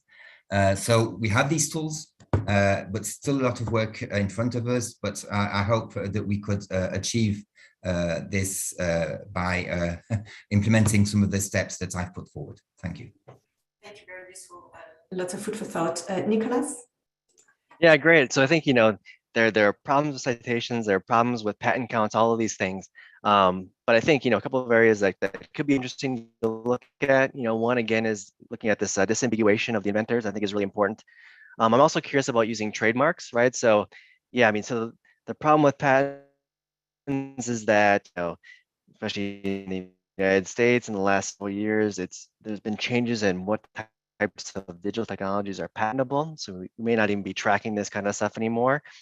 Perhaps trademarks in some sense could be used. It's maybe not patentable inventions, but it could be, new products and services that sort of employ these types of innovations. And then finally, I think, we have patent and trademark reassignment data. So if something gets patented, it might be sold off or used as collateral, or two companies might merge. We have these data available, at least in the United States, and it could be sort of a useful place to look for these transaction counts, I guess. Not the value, but at least the count moving across borders and that type of thing. So I'll leave it there. Thank you. Sasha, over to you. Yeah, two things. One, as corollary to the great work that Jocelyn's team and everybody at the WTO is doing on international trade, I think I tried to make the point that this needs a national equivalent, most likely, to hold the businesses accountable to what they report, maybe possibly internationally. I think without that, all the work at the international trade level will lead to probably nowhere. So that's a big job. Second, and this will further the first point, I think if we think of new policy instruments to incentivize firms to disclose these transactions, and maybe incentivize them also to conduct these transactions, right? Licensing in and out across borders, and helping them to value more adequately. I think that is a new innovation paradigm which this book might have stimulated, and which I think WIPO at least will be happy to contribute to. Thank you very much. So a big thank you to our panelists for the insights, and I hope that this session has helped to shed light on the key challenges, quite a few of them, of measuring trading knowledge, and will help spur further work. So let me now hand it over back to Tony, or directly to Anna, who will moderate the next session. I'm not sure how you want to play it, but a big thank you to you all. Thank you. Thank you very much, Emmanuel. What a fantastic panel. I mean, really interesting insights and ideas for what we have to do to follow up. And indeed, the reason, it's not out of idle curiosity, but better data, better metrics. The idea is that this will feed into better understanding about the impact, the developmental implications. And that's the theme of the next session. And it's my opportunity to formally introduce Anna Müller, my colleague in the Intellectual Property Division, who is the person who's been coordinating this program and has done a huge amount to make this today's event work. So, Anna, with thanks, over to you. Thank you very much, and thanks to my panelists who are really the experts here. And it's a huge pleasure to try and take the conversation to the next step and explore, as Tony just said, the impact of knowledge flows on trade and development. So we've explored the concepts of trade and knowledge, we've explored how it can be measured, and my panelists have tried in their chapters in the book to take it to the next frontier and explore how we can harness the global public good, as Tony has put it and Jashri has put it, of knowledge for development. And let me start with asking a question to Lee Brandstetter. Lee, you're a professor of economics and public policy at Carnegie Mellon University. And together with your co-author, Keith Maskus, who's going to speak later today, you've contributed a chapter on global knowledge flows and absorptive capacity and capability acquisition. One of the concepts where you kind of are a bit critical is that you say knowledge flows, it's not just something that flows like water from one country to the other. You actually have to do something to make this happen. So Lee, if I may ask you to summarize in a nutshell, what are those factors that drive knowledge flows, and what does that mean for developing countries? Thanks, Anna, and it's a pleasure to be part of this panel and to be part of this event. So one of the central points that Keith and I emphasize in our article is actually a very old insight in the R&D productivity literature. It goes back decades, and it's really centered on this notion of absorptive capacity, right? Perhaps almost anyone can benefit from the use of a high-tech device in which a lot of knowledge is embodied, but in order to benefit from that knowledge that's embodied in the device, in order to utilize it in your own product development activity, in order to utilize it for your technological upgrading, you really need to be educated almost to the level of the frontier in order to absorb and utilize frontier knowledge. There's an enormous amount of evidence for this within developed countries. It's hardly surprising that it plays a role in limiting the impact of knowledge flows on growth and development in developing countries. And so what we've observed in the post-TRIPS era is an enormous heterogeneity across countries in terms of the level of human capital that resides across countries and even within countries, across regions and industries. Where we see the strongest impact of global knowledge flows is in those places where absorptive capacity has been sufficiently developed, right? And so, some of my work, Keith's work, the work that's highlighted in this entire volume, shows that there has been a positive impact on growth and development, but that doesn't extend to all countries, right? The smaller and the poorer countries have benefited less, and this limited absorptive capacity that exists there is going to continue to be a barrier. So that's one central point. The other central point that we make is that there's a lot of evidence, and again, this volume speaks to that, that within globalized manufacturing value chains, a lot of useful knowledge has spilled out, right, or been transferred to the countries that have become important platforms within these networks. But as the folks at the WTO know all too well, we seem to be living in an era of, at the very least, slower globalization and perhaps some degree of deglobalization. So it's quite likely that these manufacturing value chains are not going to be able to deliver the same degree of knowledge flow. They're not going to function as the same kind of effective channel that they did before.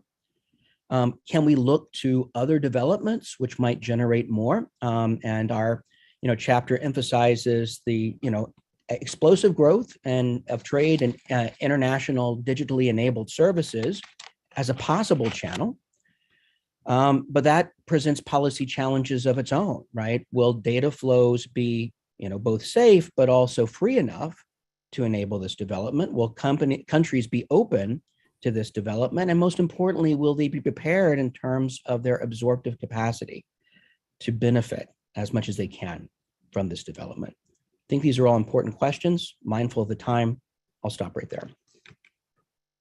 Thank you so much, Lee. And I think this is really something that sets the ground for the discussion with the other panelists. And let me turn to Roberta. Roberta, you're Chief of Trade Cost Analysis at the WTO's Economic Research and Statistic Division, a colleague here. And I guess everybody at the WTO, you care for trade. And your chapter looks at international supply chains and how trade can contribute to that international knowledge spillover. Can you tell us your most important findings? Thank you. Thank you, Anna. Yes, indeed, what we looked at tied up very closely with what Lee was telling us before. In fact, for a long time, economists have studied how sort of knowledge flowing research conducted in other countries affected also total factor productivity, which is the measure of technological innovation in a country. And we have known that trade matters, especially trade with high technological goods. What we add to this knowledge with this study is to show that what we see, what is happening through global value chains as a first result. And as a second result is that global value chain and participation in global value chains not just increase the productivity we observe, but also the capacity of a country to innovate, to produce new ideas. And we measure this through patents. And let me just highlight what the difference is. The difference is that not only because you're using a particularly high skill or high quality intermediates, you produce more, okay? But it's because you are part of a supply chain that you learn the knowledge produced somewhere else. And this knowledge stays in the country to the point that it is able to innovate and produce new knowledge. The difference is that in the first case, if a firm leaves the country, or if you stop using the intermediate high quality good, you also don't have a higher productivity anymore. In the second case, what we show is instead that there is knowledge that flows through countries and stay in the country, even if that the multinational that was there, for example, had to leave. And not only there is knowledge that flows through, but also the economic effect is pretty significant. We actually estimate on average an impact of about 5% of higher innovation for the same amount of research when a country participates intensively in global value chains.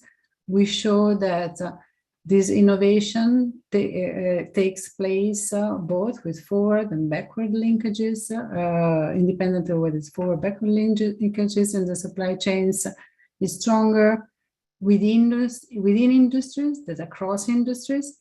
So you learn more from being a global value chains sort of within the same sector rather than producing an input in another sector. And also we will show that, as we knew for the impact on productivity in general, also in the case of innovation, what is important is the absorptive capacity of the country. In our study, what we show is that depends on the number of researchers per capita in the country. So the more country has sort of a pool of researchers available, the more likely is that it will learn and it will be able to produce new ideas and innovation. I'll stop here. Thanks so much, Roberta. And if I understand your chapter correctly, it's really about also measuring knowledge spillovers as a side effect of trade without doing more than just integrating value chains. And I think that's a very important aspect here and a very interesting factor in the analysis. Nick, you're a senior economist with the Center of Economic Studies at the US Census Bureau. And I'm simplifying, but you look a little bit at the reverse side of the coin. So Roberta was looking at how integrating value chains impacts on the absorptive and innovative capacity of countries. And what you look at is patent in and outflows and how that impacts the value added trade of countries. And of course, value added trade from a development perspective is so important because it allows to really draw economic benefit from integrating those value chains. So Nick, what can we learn in that area there? Great. Well, that's a great question. And thank you again for including me on this panel. So before I start, I think it's very important, and I think this has been already sort of alluded to in this session across the various panels, is what patent data, because it's so frequently used, what it actually is versus what it represents. And this kind of goes back to this causal versus whether or not patents are I guess a proxy for something else. And so in terms of causality and what patents actually do, we know that patents can more or less facilitate knowledge transfers by codifying knowledge embedded within a good or service. And we also know that firms from developed countries typically do not meaningfully invest in a country or business unless that firm patents or licenses that technology in that country. And so when we look at patent flows and when we look at the impact of these patent flows, we have to think about what else is being sort of represented or what else is being included within these patent flows. There's going to be additional investment, there's going to be support, there's going to be human capital that flows along with that. And so it's really difficult to disentangle these effects from each other and to assess sort of the causal mechanisms that patent flows lead to. And we're sort of interested in what they actually in what they signify. And so going back to kind of the question, what we do in our study is we construct a number of different country industry measures of value-added trade. And then we look at 3 different types of patent flows. We look at patent inflows, patents that are coming into the country or country industry. We look at patent outflows, and then we look at the domestic patents that are produced by that country and then remain in that country. And then we look at these effects, the impacts of these patent flows across different country types.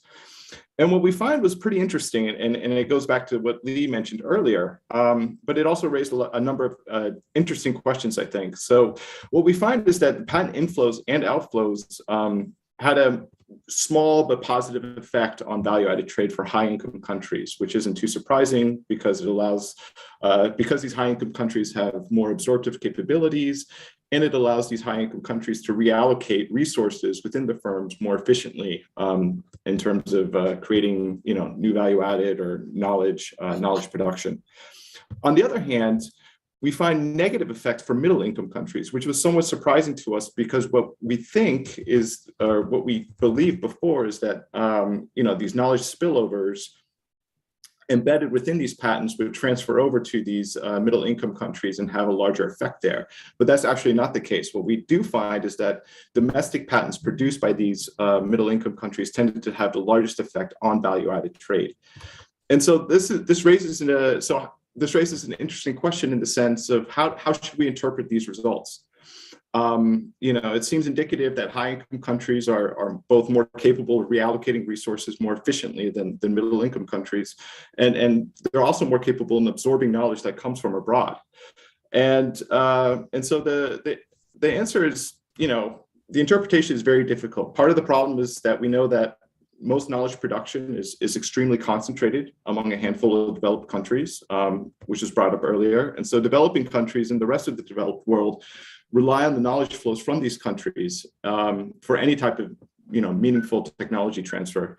The other issue is that when patents flow from a developed to a developing countries, while this sort of signifies greater investment, it doesn't necessarily signify greater knowledge transfer. I think it's more than likely that the developed countries firms might have taken out the patent, not necessarily to share the knowledge, but more or less to protect the knowledge from a competitor from another developed country. And so these impacts are very difficult to parse out. And, we have some suggestive evidence of different associations that we think warrant further investigation. And I'll stop there. Thanks so much, Nick. So the last, we've been talking a lot about patents, and what we see, especially from your findings, is that there are some mitigating factors here. It's not that easy to just transfer the knowledge and benefit for developing countries. One of the areas, and here I turn to Keith, who's principal of the Sir Arthur Lewis Community College in St. Lucia, and has also worked a lot with organizations like the OECD Development Center and the UN Committee for Development Policy and the WTO. And he looks at the creative economy, where maybe we face less of this uphill struggle. Intuitively, we know that there's extensive creative potential in developing countries. And Keith, maybe you can tell us more about the economic potential that lies in that digital creative economy that is so much on the rise in today's world. Yes, thank you very much, Anna. It's a pleasure to be participating in today's book launch. My co-authors are quite happy that we were able to contribute to this, I think, very path-breaking publication. So kudos to the editors in particular. What I'd like to say is you've introduced a really interesting point, which is that there's a notion that the creative and copyright-related economies are an easier pathway into the global economy and into intellectual property, let's call it intellectual property monetization. In part, this is true, but once you start talking about cross-border trade and the competitiveness required in that sphere, the argument starts to fray at the edges. And in part, it has to do with the point from our first panelist, Lee, who talked about the issue of absorptive capacity for the new technologies. And so there's a notion that the cultural and creative industries are just about the art forms and the artists, when in fact, it's the capacity of the cultural entrepreneurs or the creative entrepreneurs to make the connections between the technologies, the platforms, and the art forms. And so it's very synergistic. And in fact, it's a moving target, because in the last decade or two, with digitalization, the processes by which you enter the global market and the way in which you are monetized and the way in which you facilitate trade have moved very rapidly. So I've been researching this area for almost 3 decades now. I suppose that dates me. But the digitalization process has really transformed the sector. Now, copyright economies are often not considered to be big players in the global economy or in national economies. That's not true. The copyright sector in the United States is bigger than the manufacturing sector in the United States. It's bigger than the arms industry in the United States, and it's been experiencing a faster rate of growth in this period as well, also attracting increasing levels of employment. And so traditionally in trade circles, the copyright economy is viewed as something lesser than, when in fact, when you look at the statistics in the way in which the copyright economy impacts the wider economy, it's very significant. So we're not just talking about movies and music and paintings and animation and so on, but we're also talking about software, and we're also talking about broadcasting and the list is now expanding. So what we've seen, besides the digitalization process, is a convergence of technologies and also a convergence of markets. So in that respect, what is now happening is that there are multiple income streams associated with the creative sector. So for example, creative goods, a book bought on Amazon through e-commerce, for example. But now we have ebooks and music that is now streamed, downloaded, and accessible on platforms. So you then move into the area of trade and services, where we are seeing cross-border trade as being a very expansive and fast-growing area or dimension. You could also add that when you look at trade and services, the fastest rising component in this area is intellectual property receipts. And so you're seeing this convergence taking place also in relation to trade and services and what we used to be considered as IP in this separate category. And now there's things like data monetization, which then links to how the platforms are leveraging creative content to create some of the fastest, if not the most valued companies on the planet. So TikTok has the highest valuation of all companies on the planet. No company has ever had such a large valuation. And what are they trading in? User-generated content that's leveraged on their platform. And so, which links to the third point. Traditionally, we think of producers of creative content as the artists. Now, ordinary people, the traditional users or consumers, are now prosumers, and they're producing content and leveraging it. So the discussions that we are now having about the creator content market on creators and generally, which could include professionals as well as non-professionals. So this has really expanded the area of the digital creative economy. And COVID has exploded this tremendously, probably advanced the process by 5 or 10 years, so that the digital economy has now become center stage in everyone's living room, on everyone's smartphone, et cetera, et cetera. So I'll leave my comments on that for now and pass it back to you, Anna. Thank you so much. And if I can ask you one follow-up question, because you've made the perfect transition into the next round of questions that I would like to ask, which is really about new developments, new technologies, and what we've seen in the last few years happening in terms of groundbreaking new things.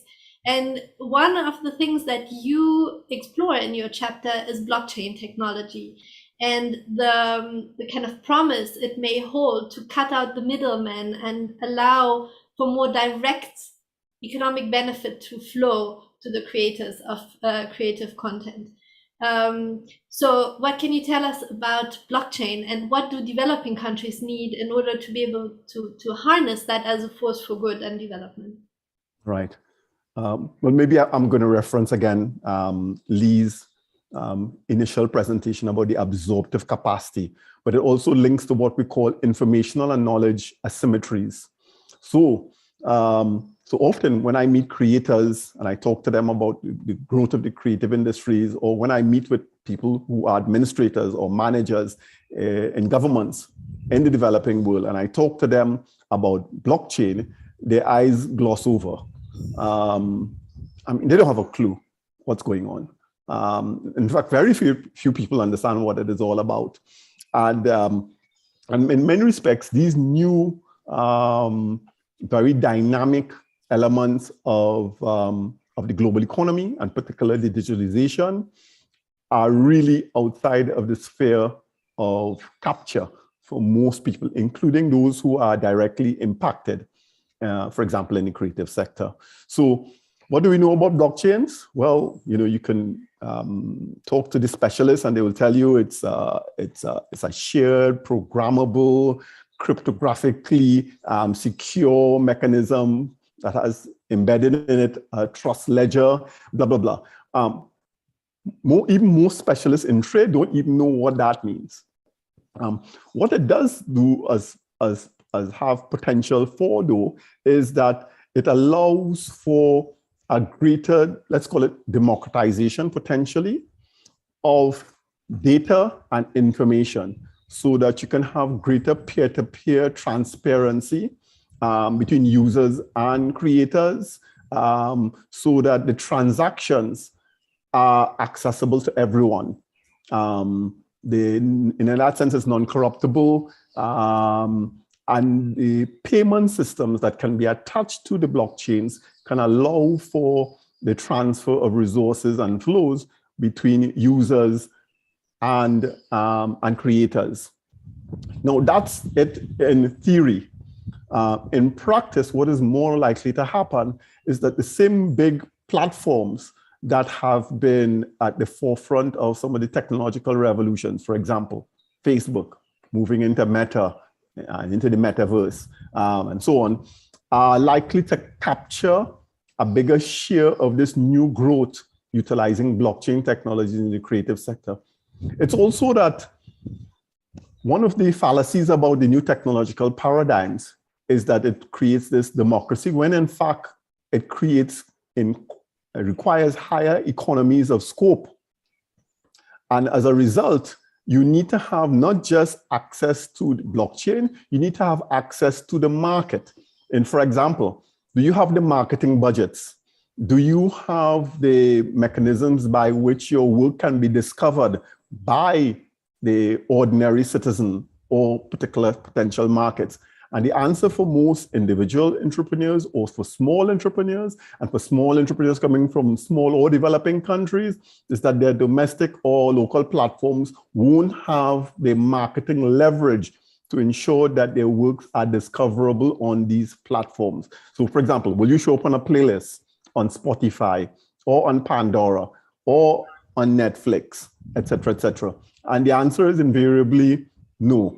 And so what we're seeing in the data is that there's a significant divergence through what we call the value gap. So the platforms are generating higher levels of income relative to the artists. But this is then impacted by a genre gap. So some genres of music, some genre of film get captured on the platforms, others don't. And so there's a combination of factors that are taking place. And the classic example now is NFTs, non-fungible tokens, growing at a very rapid rate. It's in the billion-dollar category now. It's utilizing blockchain. Can developing countries piggyback on this growth? That's a big question mark that relates back to the issue of absorptive capacity that Lee introduced at the beginning of the panel. Thank you very much.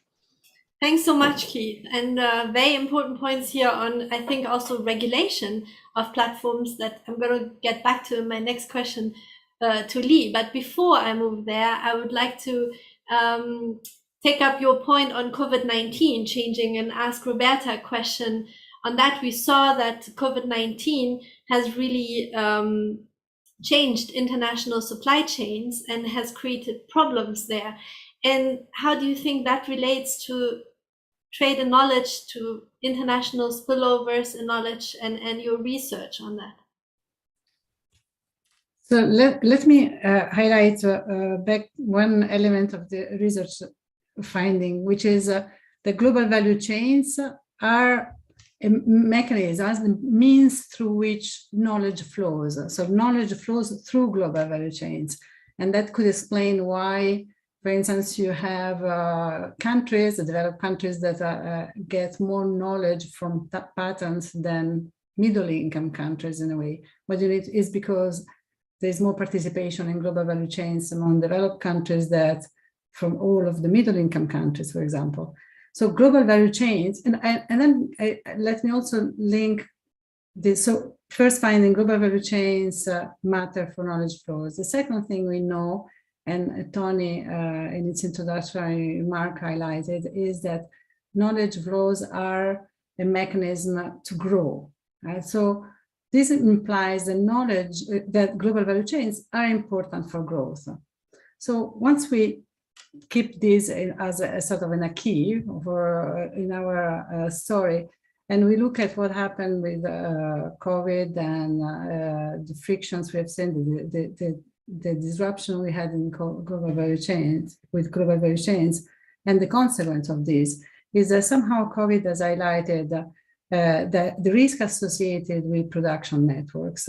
Have the fact that when we have production concentrated in some, especially for essential goods in some countries, for medical gears or vaccines and so on, there is risk that you may lack these products when you most need it. And the consequence of this has been for countries to start and policymakers to start thinking, okay, maybe we should reshore to reduce risk, or maybe we should nearshore and sort of localize our supply chains, because in this way we are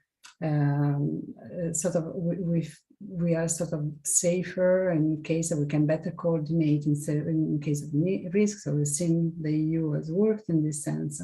Now, when you go down the path, this path, you also have to keep in mind that when you localize supply chains or decouple your production and sort of reduce fragmentation, reduce the participation in global value chains, there is a cost in terms of growth. So not only, and there's a lot has been discussed about this, you're not so sure in reality of reducing the risks because you are more subject to domestic shocks after that. But also there is a cost in terms of growth that you should take into account. It's very important that we understand better how global value chains, the quantitative effect of global value chains on growth, and also we keep this element of the cost of reshoring or following on this type of policies when a policymaker sort of choose what to do. And so this, in my view, is a further element in support of trying to build resilient supply chains, but without going into protectionism or reshoring, because there is a long-term cost to pay. Thank you very much. So one important message there, this reshoring reflex is maybe not getting us in the right direction. Nick, what further research do we need to do to better understand the impact of patent policy choices on developing countries' ability to benefit from this value-added trade and to secure the knowledge benefits? Thank you. Yeah, well, I think there's already been a lot of great work done on the patent policy work, especially looking at the impact of intellectual property rights on development and value-added trade. I know Lee has a really great influential paper in that realm. But I think more research obviously needs to be done in terms of collecting better, more detailed microdata. We know that for multinational companies are more or less responsible for 80% of global value chain activity, but the data on multinational companies is really, really limited. And I say that as somebody that works at the US Census Bureau, especially microdata, which is actually pretty surprising. So the Bureau of Economic Analysis, our sort of sister statistical agency in the federal government, actually does all of the surveys on multinationals. And this has really been underutilized. It's only been used by a few authors like Lee and a few others. But this is really, really useful, and it's a really nice direction because there is some low-hanging fruit there that can be done. But I'll just kind of really quickly wrap up. But one of the things that I'm really interested in when thinking about these lines of inquiry is more or less the importance of co-location, right? Especially between production and knowledge creation. And this is also something that hasn't really been properly explored. And so there has been a number of studies looking at the impact of offshoring on innovation and the impact of outsourcing, but we really don't have a really good understanding of the benefits when you co-locate production and knowledge creation together. We think that there's obviously spillovers from learning by doing, And there's, there's this other mechanisms that works where the firm can reallocate their resources more towards these sort of high value added knowledge production activities rather than focusing on the actual goods productions. And so I think moving in that direction would be really, really valuable. We've started working on a paper that looks at this question from the US context. And what we find is that co-location of these two activities is really beneficial for the firm in terms of innovation. And so we want to broaden that, expand that study. And I think that's, I think it looks to be very, very promising. Great, thanks so much for sharing that insight and for leading us on to hints as to where we need to move in order to make knowledge more inclusive and to make the benefits from trade in knowledge more inclusive. Lee, can I ask you to, with the most difficult task, to really wrap up this panel by pulling together all these different policy dimensions that we've heard from and try and distill a message for developing countries as to what policy choices they have to look at in order to integrate their SMEs into value chains and really benefit economically from trade and knowledge. Thank you. Maybe I'll take that almost impossible question and alter it a little bit. I mean, it seems clear, right, that research suggests that integration is key, right? Integration across countries, integration within countries, right? Integration of small firms with broader networks. But maybe behind this all, and this is the issue that keeps coming up in our discussion. Successful integration requires the building up of absorptive capacity. Right. And that's obviously a huge challenge in any country, but especially in developing countries, right? When these, human knowledge capital gaps exist, how can they be addressed? And I'd very much like us to end on an optimistic note. And so I think here is a dimension where new technology may be providing an incredibly useful tool that can be utilized around the world. I'm at Carnegie Mellon. It's a leading research center in artificial intelligence. And one of the most exciting applications of artificial intelligence, and one that I've been personally involved in as a researcher, is the use of adaptive learning systems powered by AI and machine learning to provide personalized learning to students.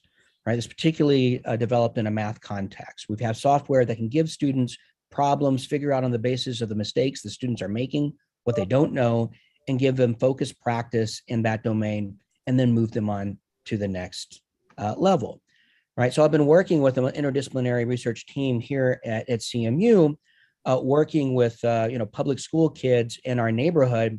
And what we've seen is that combining this technology with human tutors can double the rate of math learning for middle school students. Even when these students, are coming from poor families, even when the students are coming from disadvantaged backgrounds.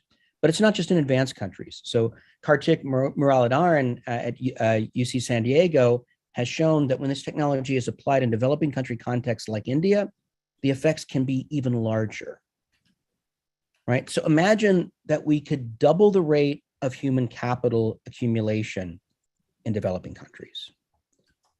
That would seem to me to do more than almost anything else on the policy horizon in terms of improving the degree to which the smaller and the poorer countries can benefit from the knowledge flows, right, and the channels of knowledge flow that we've been talking about. And my hope is that this technology actually delivers on the promise that it seems to have, and then it can be deployed widely around the world. I think that would truly be a game changer. And on that hopefully optimistic note, and again, mindful of the time, I'll stop. Thank you. Thank you so much, Lee. And also not just for ending on a positive note, but also for bringing it back to humans and to the fantastic ability of humans to learn and to make the most of what you give them in terms of opportunities. So with that, back to you, Tony, for leading over to the last panel. Thank you. Thank you very much, Anna, and thank you to our wonderful authors. That was a fantastic panel, and it grounded this whole enterprise. Reminded me really why this project exists and how we can take it forward. And indeed, the next panel, our moderator has been introduced to you before, but I'd like to refresh that because Wolf Mayer-Uert is both one of our leading experts in IP law and policy and the Secretary of the TRIPS Council, therefore well placed to guide us through a discussion on policy, regulatory and legislative frameworks. In other words, once we've harvested those understandings from the previous panels, what's that mean in terms of governance? So Wolf, over to you.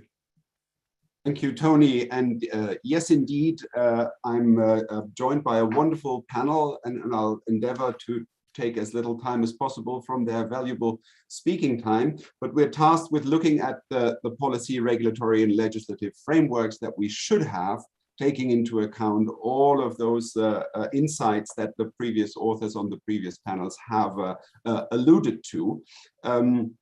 So the questions really that I think this panel is trying to address is whether the legacy policy framework that we have in WTO and WIPO rules is really still relevant and effective in the light of the impact of this digital disruption, and what indeed we can learn from developments, what conclusions we should draw, and what the way forward should look like.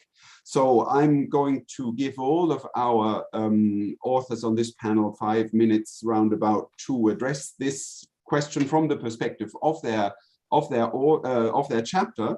And I'll start with my good colleague Martin Roy, who's a counselor in the Trade and Services Investment Division of the World Trade Organization, and who's written a chapter with colleagues on how digitization is transforming trade. And so I'm hoping we'll start with a bigger picture on an assessment from that perspective to lead the way into this panel. Over to you, Martin. Thank you, Wolf, and it's good to take part in this event and to be able to exchange with panelists and participants. So I think to assess the question you just mentioned, to assess the extent to which current frameworks, domestic or international, are relevant and effective, it is important to look at how responsive they are to the digitization and the impact of digital transformation. So in that context, what I would like to do in light of the chapter I prepared with Lee Tuthill and Antonia Carzaniga is to first highlight some of the key trends in terms of how digitization has transformed trade, and more specifically, how it has enhanced trade in services that embody information and knowledge. I think that a key channel through which digitization has transformed trade and knowledge is through the impact and the development of those ICT services that provide the basic infrastructure through which electronic supply and transaction take place. So in particular, technological improvements, also policy actions, but technological improvements that have facilitated investment and competition have increased the capacity of the telecom network to carry more data, to carry more content at higher speed and better prices. And that has expanded the tradability of services, enabling cross-border supply of various forms of services through electronic means, and of course also that includes knowledge intensive services. That's reflected in greater cross-border supply, a greater mode one trade, and also, as mentioned in some earlier panels, stronger growth of those services sectors, trade in those services that are more readily supplied digitally, including knowledge services like R&D services, professional services, education, audiovisual services, and so on. Another key digital trend, I mean, there are more than one or two, but another key one is, of course, the growth of data flows, which is in part related because this was also facilitated and enabled by, improvements in communication services. It also, these data flows often are facilitated by various types of value-added telecom services, of data storage, data processing. And so this is another key trend that has had an impact.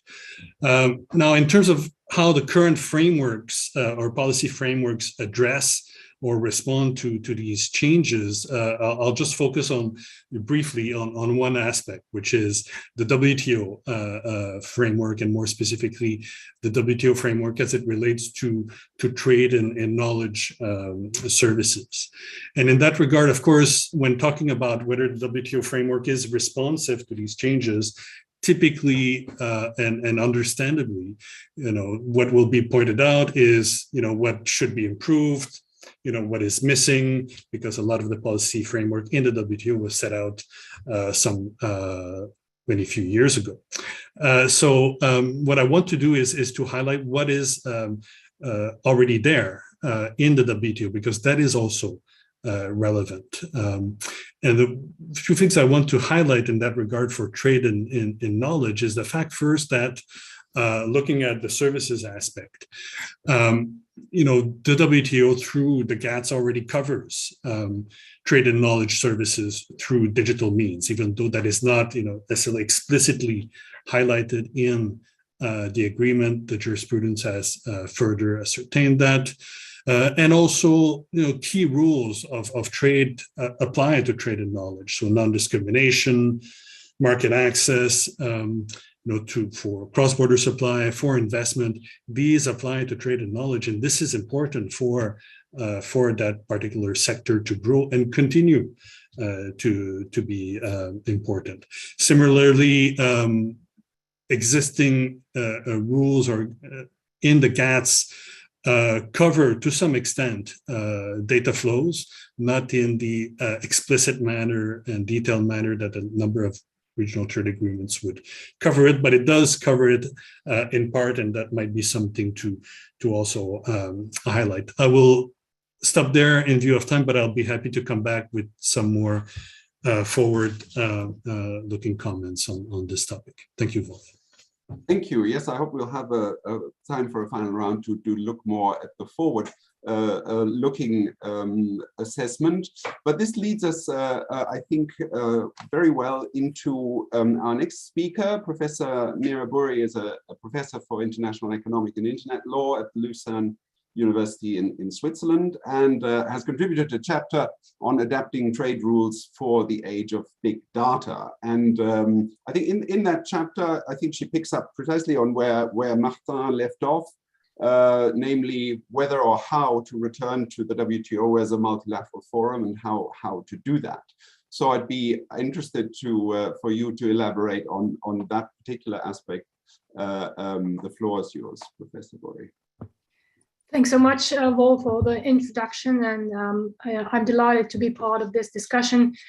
Indeed, the field of digital trade regulation has been one of the most dynamic ones that we have currently. We see very clearly that there is a need for enhanced cooperation, international cooperation, to cope with the challenges of the data-driven economy.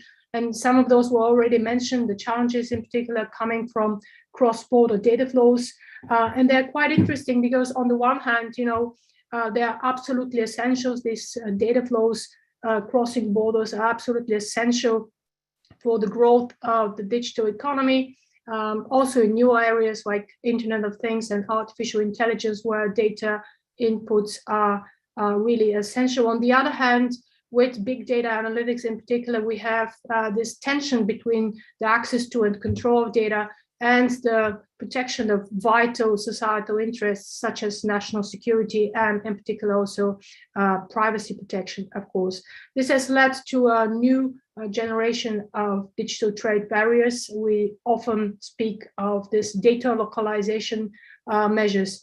So the trade policy responses to these digital transformations, to put them broadly, have been truly dynamic and in recent years extremely far-reaching. I think, and they have been driven in particular by a great number of bilateral and regional free trade agreements that deliberately try to regulate digital trade. They have really become these venues of rulemaking for digital trade and for data-driven economy, covering, of course, a lot of WTO plus issues, things that were discussed in the multilateral forum of the WTO, but also a lot of extra WTO extra issues that were never covered by such discussions.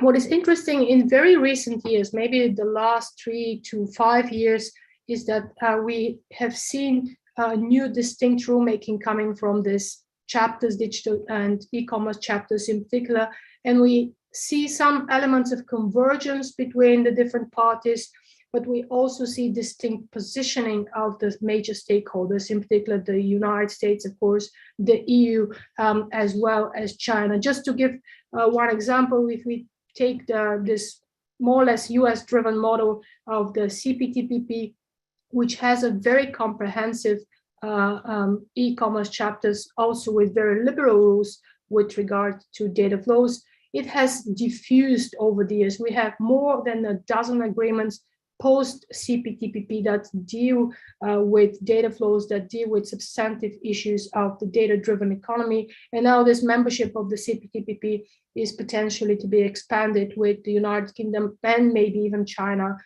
joining this agreement. We also see repositioning of the European Union, which is quite interesting in this debate, and of course can have certain impact on the current discussions under the umbrella of the WTO. So the EU now, with the currently negotiated deals with Australia, New Zealand, and Tunisia, as well as, of course, with the post-Brexit trade and cooperation agreement, has also agreed to support this free data flows and to insert a ban on localization measures. However, this is coupled with a very high standard of protection of privacy, basically endorsing personal data protection as a fundamental right, and also including a number of other safeguards. So we have a sort of a divergence there of these different models. At the same time, and this is quite interesting, we also see a lot of legal innovation in the field. So with these digital economy agreements that are sort of discrete agreements that deal with issues of the data-driven economy in a very flexible modular approach, covering also newer issues such as fintech, such as digital identities, digital inclusion. There is apparently room to really be innovative also in terms of rulemaking in the field, which is quite interesting. So without going into a lot of details of those agreements, what we see basically is this very specifically tailored regime for digital products and services. It is not so much about market access. This is quite clear. It's more like beyond the border regulation and a sort of an interoperability of the existing domestic regimes. There is room for certain innovation, as I mentioned. We have agreement on certain issues, such as digital trade sort of enablement, facilitation issues like paperless trading or electronic signatures. And however, this divergence across the different stakeholders, in particular with regard to how data flows should be permitted and under what circumstances other interests should be protected. Overall, the framework is still very patchy, very heterogeneous. So of course, there is room here for the multilateral forum of the World Trade Organization to step up, to provide a sort of different level of equity and rules. And I think with the joint statement initiative of 2019, sort of the building blocks of such an effort have already been laid down. We have a number of WTO participating countries, 86 members currently on board, and there has been progress, substantial progress on some issues, in particular in the area, as I mentioned, in this sort of facilitation of digital trade, not so much with regard to data flows so far. And then, of course, the question that we're going to see and maybe is going to be answered in the coming months is to what extent we can have a substantial agreement also with regard to data flows, and how are the carve-outs, the escape clause is going to look like, or whether we're going to have a rather thin WTO agreement on e-commerce. But I think we are moving in the right direction also towards having a plurilateral agreement on e-commerce. And this is a development which is relatively new. It happened actually after I completed the very first version of my chapter. So we see how dynamic this regulatory field really is. Thank you, Mira. Yes, indeed, a very good overview of the landscape and highlighting one area where work is taking place in particular in the WTO and is indeed moving forward in the JSI discussions. I'll move on to our next speaker, who I think can contribute a perspective also focusing on trade and knowledge and cross-border data flows, looking at digital regulatory issues, covering also and in particular platforms, which I think I'd be particularly interested in. Nigel Corey is an associate director covering trade policy at the Information Technology and Innovation Foundation, and in his chapter covers how data flows in digital trade can be indirectly affected by policies that restrict internet-based platforms and services. So I think that's an additional perspective, and Nigel, I'd be interested to hear your views. No worries. Thanks, Wolf. I think good sequencing in that a lot of my work builds on Mira's points there about digital trade. In my chapter, I write about trade and knowledge and cross-border data flows, looking at data flows and barriers to them, the changing nature of IP, and how website blocking is an increasingly common tool that states are using to decrease access to piracy sites and thereby directing consumers to legal service providers, the growing cyber theft of trade secrets, and regulatory barriers to trade on internet platforms. All of these issues are tied together in terms of defining sort of the modern digital nature of 21st century trade, and how these digital technologies enable data-driven innovation, the ongoing disaggregation of production, and the increasing trade and services. In that, it really gets to the heart of the fact that modern trade is more about the movement of bytes, ideas, and services, which are subject to a variety of non-tariff policies behind the barrier policies that inevitably affect them and the ability of individuals and firms to engage in digital trade. And this is an important point to make because it's obviously been a flashpoint in past discussions, but it's essentially increasingly important to putting in place rules to maximize digital trade. And that's sort of what many of these other leading agreements are getting at, these digital economy agreements and these digital economy partnership agreements, in that these are agreements that I've been closely involved with, and they're really quite interesting to watch in that it's indicative of how these countries and their domestic regulators are simultaneously looking at some of these issues domestically about what laws and regulations to put in place, but proactively working with their like-minded counterparts so that whatever approach they take, it doesn't become an inadvertent barrier to digital trade. And that's really useful and productive, in that they essentially heading off of any potential barriers being put in place. But they're the rare exception. I'm very glad that they're doing what they're doing, because they certainly provide a benchmark for where many other countries and regions should be moving towards in terms of putting in place the types of rules to support digital trade, but allow countries to address legitimate issues in a narrow, targeted way such that they don't become an inadvertent barrier to digital trade. But this just highlights why we need new digital trade and IP rules to essentially help firms achieve economies of scale and network effects in today's sort of global economy.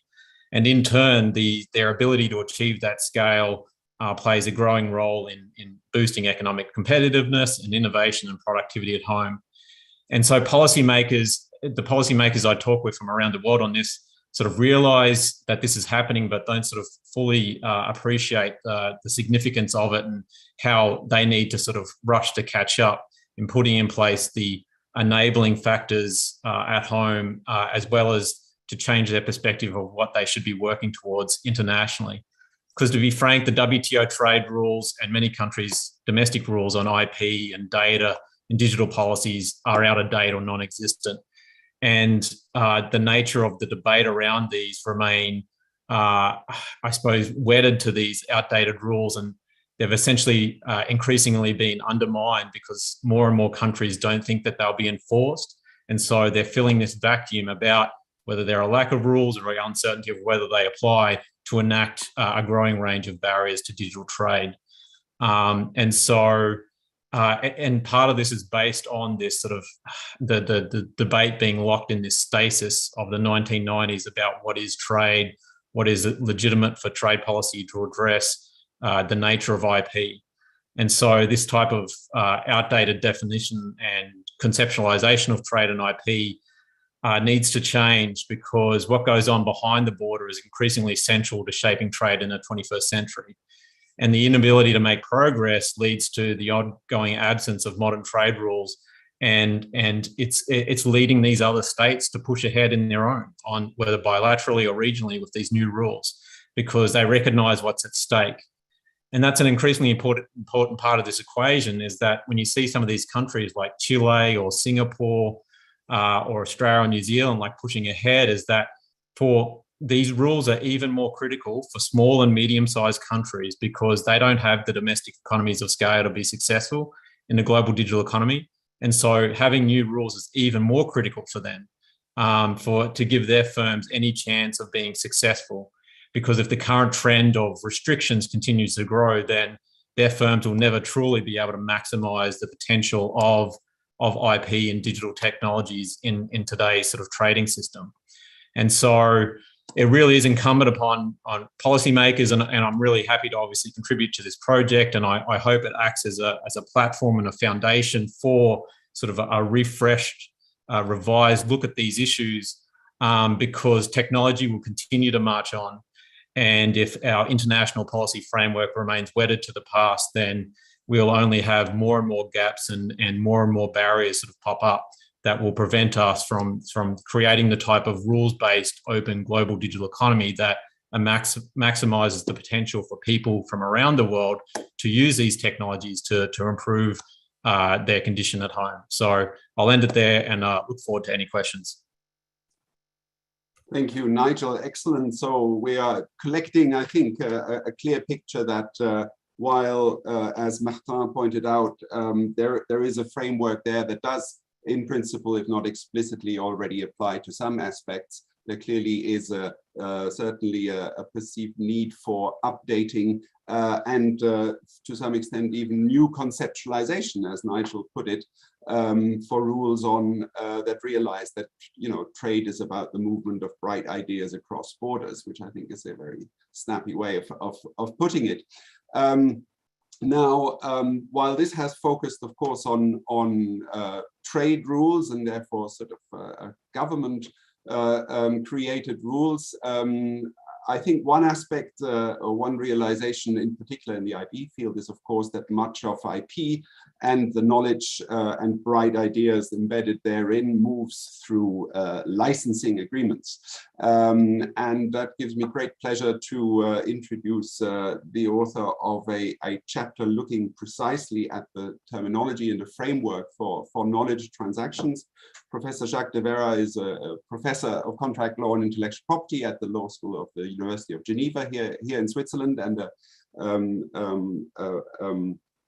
long-standing contributor to WTO work in this area, and gives me particular pleasure to give you the floor. Your chapter, together with Jeff Dodd, looks at the need for a global framework for knowledge transactions, and in particular for licensing terms for knowledge transactions that would be helpful in formulating and capturing these transactions.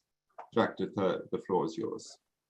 Thank you very much, Wolf. And let me start by thanking WTO and the organizers for the privileged opportunity to be part of this fascinating event. Let me also thank Jeff Dodd, with whom I've co-written the chapter, as you've heard, which was on the need for a global framework for knowledge transaction. In the interest of time and in order to foster forward-looking discussions and to look at perhaps what might come in the future, I will not discuss in detail what we've written with Jeff Dodd in the chapter, but I would rather focus on the two following issues.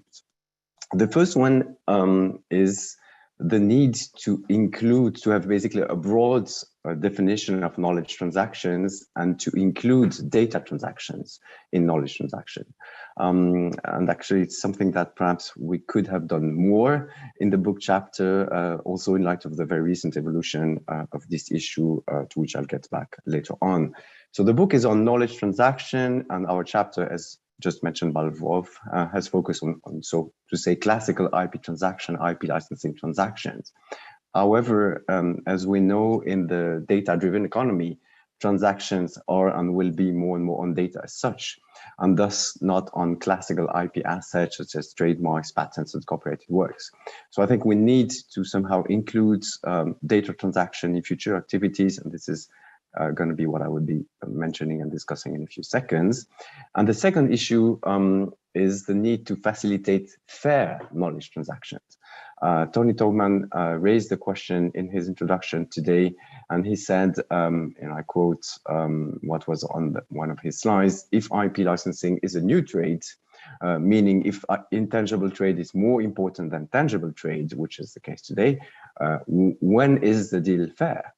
And perhaps we could have and should have changed the title of our chapter, which is the need for global framework for knowledge transaction, into the need for global framework for fair knowledge transaction. And this is what I will mention and discuss in a few seconds.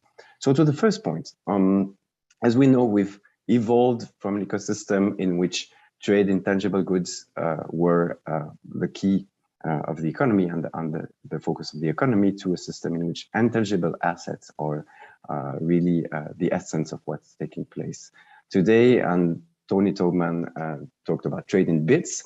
And now we know that we are experiencing more and more transactions on data as such, which is of course connected to, and that was already alluded upon earlier today, to the importance of data for AI as such. We know AI systems need data to be fed to some extent. And as we, I think, all know, in order to remain competitive in the data-driven economy and the AI-driven economy and society, societies, companies, and public entities will need to have access to data to some extent. And this raises many legal challenges.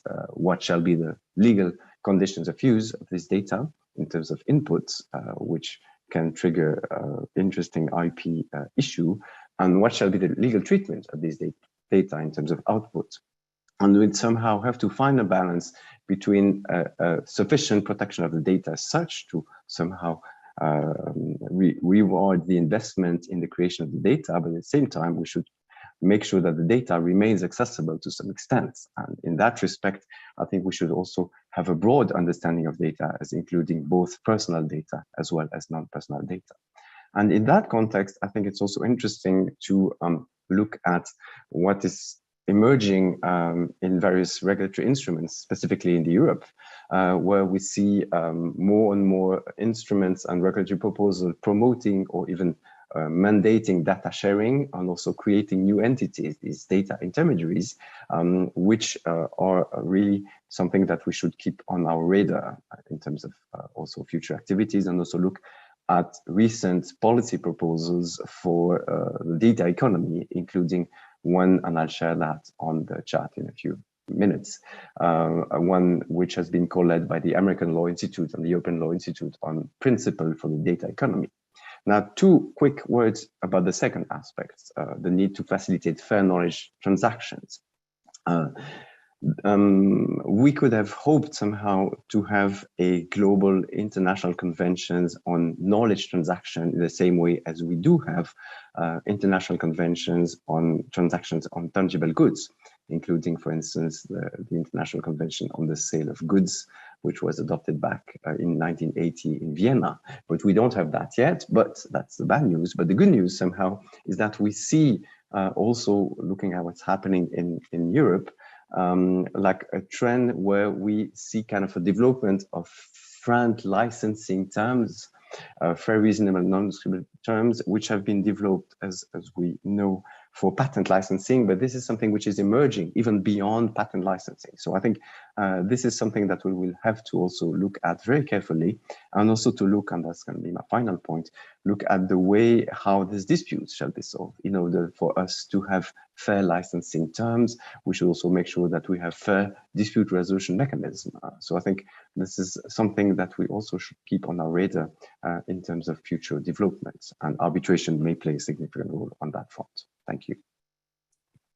Thank you very much, Jacques. This is a really interesting chapter, I find, with a very concrete look at what needs to be done to, at the very transaction level. And I think the aspects you've brought up on fairness and the parallel to the front, I think charts a little bit the way of what we have to think about going forward.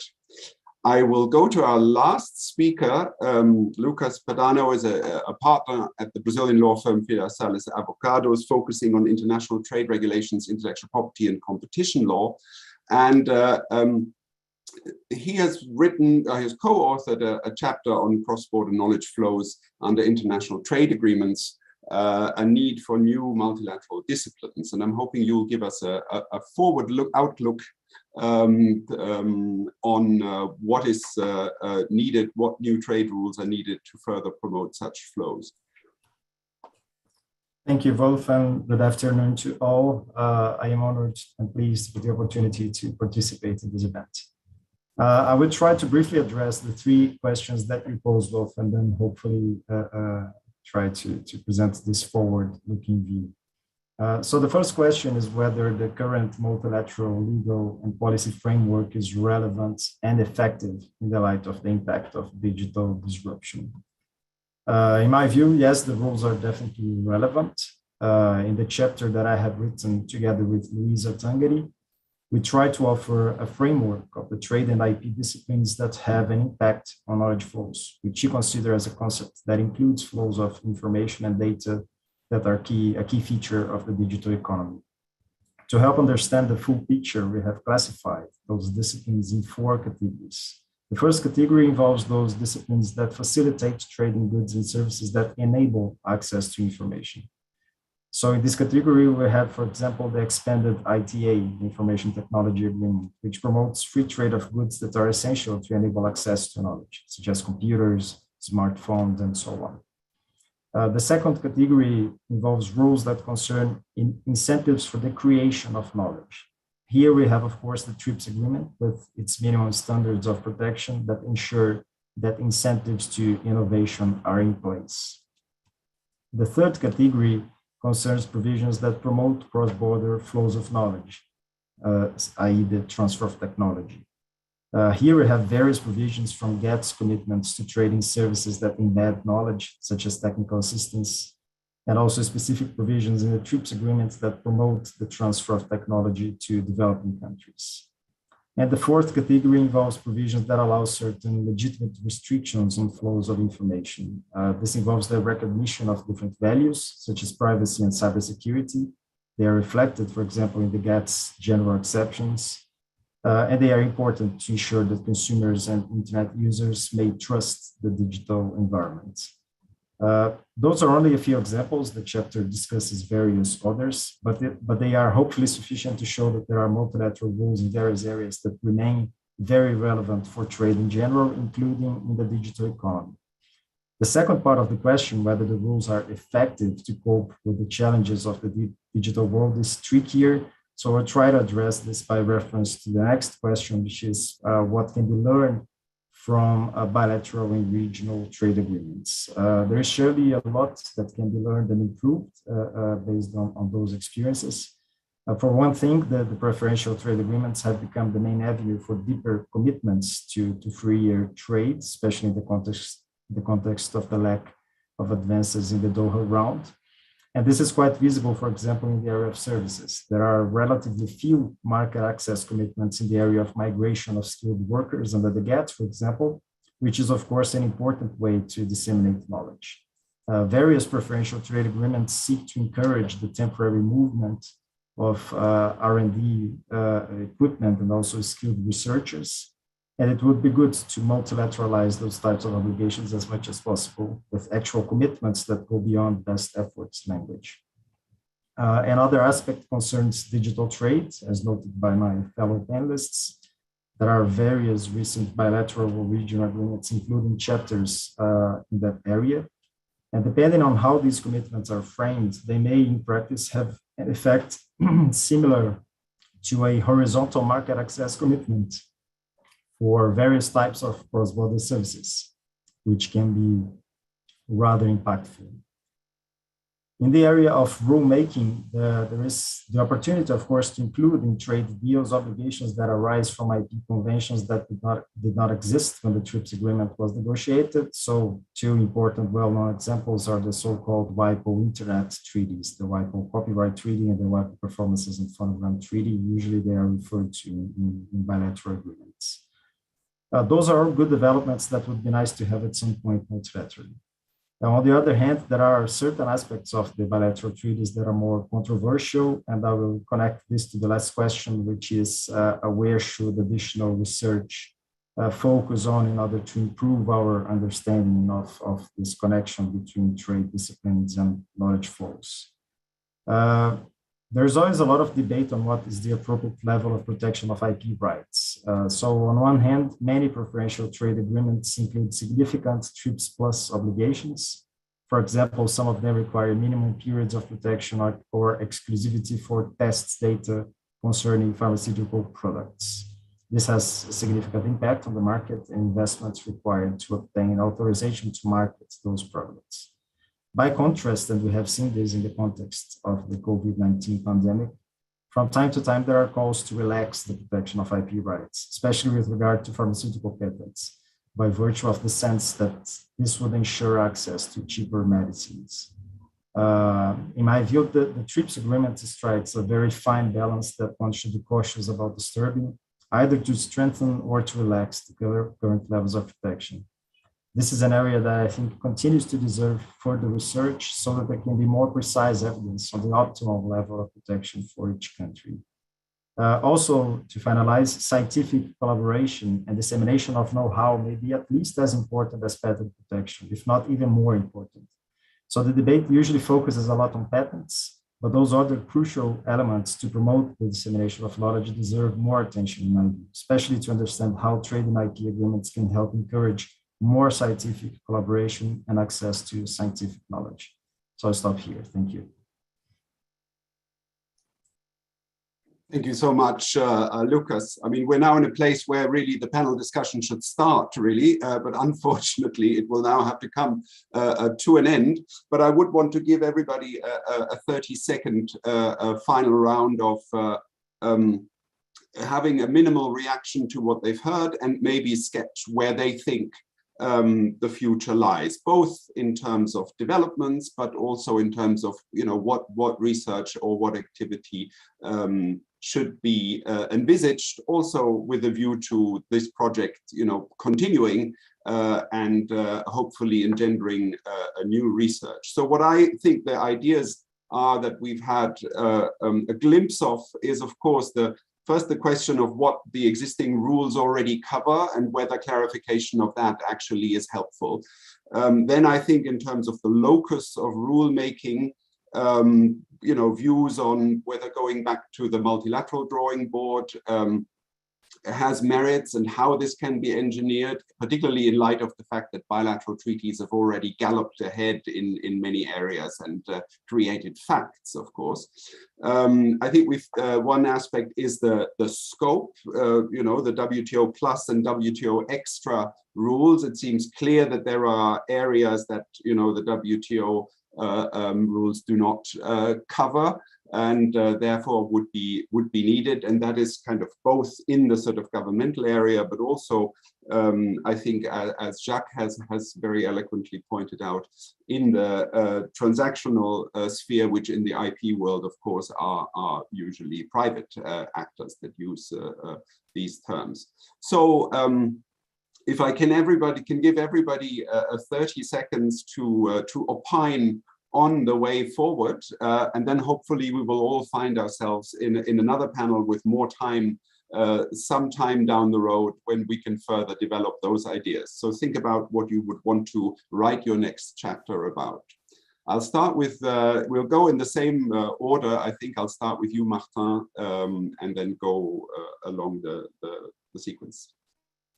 No, I think the different interventions were quite complementary because, you know, we looking at what is there, what is might be missing, and what might be improved in light of what is happening also in more recent agreements at the regional level. So I think the perspective was quite broad and useful. In terms of future work, I mean, personally looking at what I was talking more about, which is trade and knowledge services, I think what would be useful would be to look at you know, practical experiences of countries, including developing countries, to try to see, you know, what has been, you know, good experiences in terms of, you know, trying to foster trade and investment in knowledge services, you know, on the ground. What have been the challenges that, you know, concrete challenges that were faced, and how these were overcome, what kind of, you know, good policies and good assistance was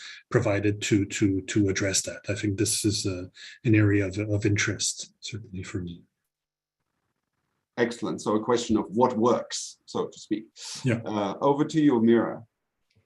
I'll be very brief. I just want to highlight that maybe sort of for the first time, I'm really hopeful that we can have sort of palpable results and move towards a pro-bilateral agreement on digital trade. And this, of course, is very important also for the WTO as a multilateral forum, that it can show that it can function and it can really take up tasks in this important area, of course, building upon what has been done in bilateral and regional agreements. A topic that would be important to achieve such an agreement and maybe towards sort of future research would be really to find working sort of reconciliation mechanisms, you know, that can provide, you know, balance between, you know, this very liberal approach of data flows and protection of certain vital interests. And of course, here as lawyers, we can think what sort of design can help and accommodate the interests of the different countries. Thank you. Excellent. Nigel, over to you. In terms of trying to be ambitious and pragmatic, perhaps take a leaf out of what's happening with the JSI plurilateral and what's happening at these digital economy agreements, in terms of creating similar small group discussions focusing on digital IP issues amongst those that are interested and invested in it, in a way to see how TRIPS should be changed, to make it TRIPS plus, to talk about some of these new cutting edge issues in a way that other countries are doing with, I suppose, more e-commerce digital trade issues in the JSI. We need to see some sort of similar level of ambition and energy around new issues on IP to ensure that the WTO and its work remains relevant as it relates to IP and trade for the future. Thank you, Nigel. Jack, over to you. Thank you very much, Wolf. I think I can be short, just with a comment on what I perceive as being the essence of the digital world, which is based on technological standards. Without technological standards, nothing works. So what I hope is basically to have legal standards, global legal standards, which would be more than interoperable, which would make it possible basically for companies and for public entities and for individuals basically to trade in digital assets on fair, unique terms at the global level. We still have, I guess, some work to do on that front. So translating the technological standards into legal standards. Excellent. Yes, the technological friend, so to speak. And then to round it out, Lucas, thank you for being short. Thank you. I'll try to add the perspective of access to science and scientific collaboration. I think in the short term, the bilateral regional initiatives may be the way forward. One example that Luis and I mentioned in our chapter is Coalition S, an initiative by National Research Funding organizations in Europe with the support of the European Union to ensure that scientific publications on the results that results from research funded by public grants are published under open licenses. In the long term, I'm looking forward to more favorable times. I think WIPO and the WTO could be the forum to further discuss ways to promote scientific collaboration. Thank you very much for these great impulses that we've all noted down to guide us in the future. And with that, and apologies for running over time, I will hand it back to Tony. Thank you all for being on this panel. Thank you very much, Wolf, and thanks to the panelists for the really rich and I might say encouraging glimpse into what might happen on the policy and legislative front. As editors, we're not supposed to have favorites, but I must admit the chapter that Lee Brandstetter and Keith Maskus produced, I think, is really at the center conceptually and physically of this book, and really for me links really serious authoritative empirical work with ideas about how to take the debate forward. And of course, we've reserved the spot for Keith as the leading expert in the field, who really created the field of the economics of trade-related aspects of intellectual property rights. And also, we left it to this point because Keith is in the most brutal of time zones, yet has followed the program throughout. So Keith, enormously grateful for your contribution to the book and this project, and looking forward to your commentary. Thank you, Keith. Well, thank you, Tony, and those are very kind comments. I know time is short, and Anuel Gonzalez has an opportunity to wrap it up, so I'll try to be as quick as I can here. But first, let me just compliment the volume editors and the chapter contributors for the really thoughtful insights. This is going to be a landmark book, and so those of you still on the call, by all means, you should read this book carefully. So we've heard a great deal over the last hours about knowledge flows, trade in IP, market access, policy issues, and in thinking about research directions, I'm really kind of just tempted to follow the outline of the book and ask the authors for more work, more data, more analysis. But as the chapter suggests, this area of knowledge creation, diffusion, policy approaches, development impacts, it's really wide open for further research and novel analytical research. So I'm going to simply just try to offer a few suggestions that could push the agenda forward. One initial observation: expanding research in this area is going to require deeper and greater interdisciplinary collaboration among multiple fields: law, economics, management, accounting, technology, public policy, including not just academia, but international organizations, governments, NGOs. These are really important and complex issues. So again, I'll just add that the authors in this book themselves have made great contributions to improving our understanding of the issues I want to mention. So I'm building on their insights here. So first of all, what are some of the, let me just offer an overview of some of the key issues that I think need more research and analysis. One, obviously, the mismeasurement of knowledge flows through available frameworks. Now, considerable progress has been made in explaining these problems and improving measurements, and they were explained well in the chapters of part 2 of the volume, but they still show that much progress needs to be made. I would in particular emphasize the importance of bringing high-tech and high information service sectors, and especially elements of digital trade, into those frameworks. But I think I'll just leave that aside and focus on some more structural issues, at least as I see them. So first, how much knowledge is actually embodied in trade and other transactions? Knowledge is difficult to define, much less to measure, for lots of reasons that have been discussed here. Our indirect traces like patents, high-tech trade, IP payments, productivity effects, very useful, and they're going to continue to be the primary metrics we have. But we don't really have deep understanding of how much knowledge is actually embodied in trade, FDI, supply chains, licenses, patent flows, and so on. And I think that could be improved. So just for example, what is the technological or economic value of exports and imports of different types of goods and services, especially services which are completely unstudied in this area? Much the same for FDI and licensing. Is just measuring things as high tech or not enough? Or can we be more granular about that? And can we combine patents and trade flows at much more detailed levels and in meaningful ways that really can get at the actual knowledge being traded?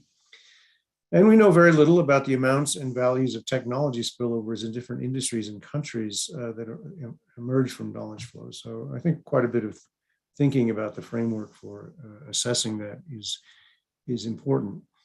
Next, how do we improve the measurement of the knowledge-based values of digital transactions? The last panel or two is exactly about that. So I don't have a lot to add, but I will say that these transactions often go unmeasured if they are basically just downloads or if they're within firm transfers. But they surely have important economic and development implications that we need to know more about. So just a couple of examples. How important are such transactions for managing firms across borders?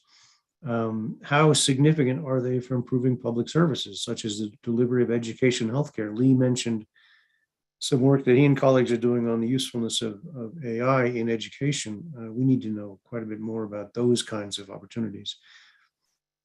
And how important are these opportunities for digital trade in facilitating the development of knowledge-based and creative industries in developing economies?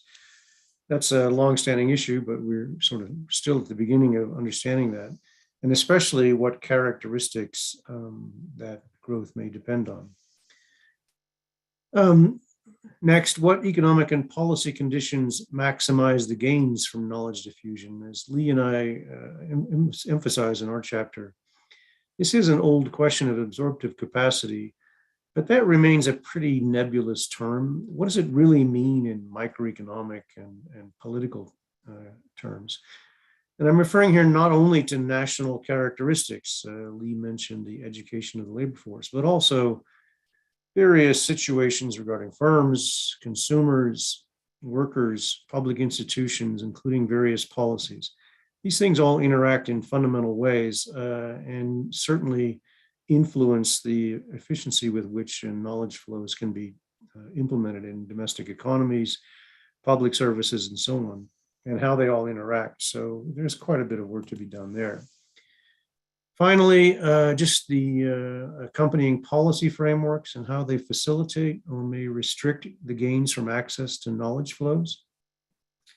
There are a great many different questions that could that arise naturally in this area, all of them important, but I'll just mention a few. So first, what is the role of trade and investment agreements in encouraging not just trade in high-tech goods, but innovation and knowledge flows among member countries, or perhaps reducing it on the part of non-member countries? I'm trying to do some structural work on this issue right myself now, sort of thinking about the concepts of, say, knowledge or intellectual property creation versus diversion in these trade agreements. So this is not just an issue of trade liberalization and intellectual property rules, but it includes also investment policies, competition policies, digital frameworks, services openness, and even high-skilled migration.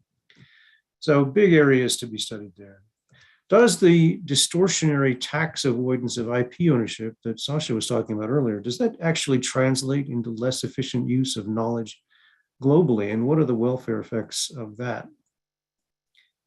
Third, what are likely to be optimal regulatory policies regarding digital transactions across borders? I know Miraburi and others have done quite a bit of work on this in the legal framework, but to be honest, the economics of this is really in its infancy. So just to give you one example, I've recently published a paper with some colleagues on international regulation of data privacy. Well, it's kind of hard to define exactly what data privacy means in this context. And there are trade-offs between business costs and consumer benefits from access to digital platforms. And these are really important regulatory questions that, at least in economics, we know very little about as an analytical question.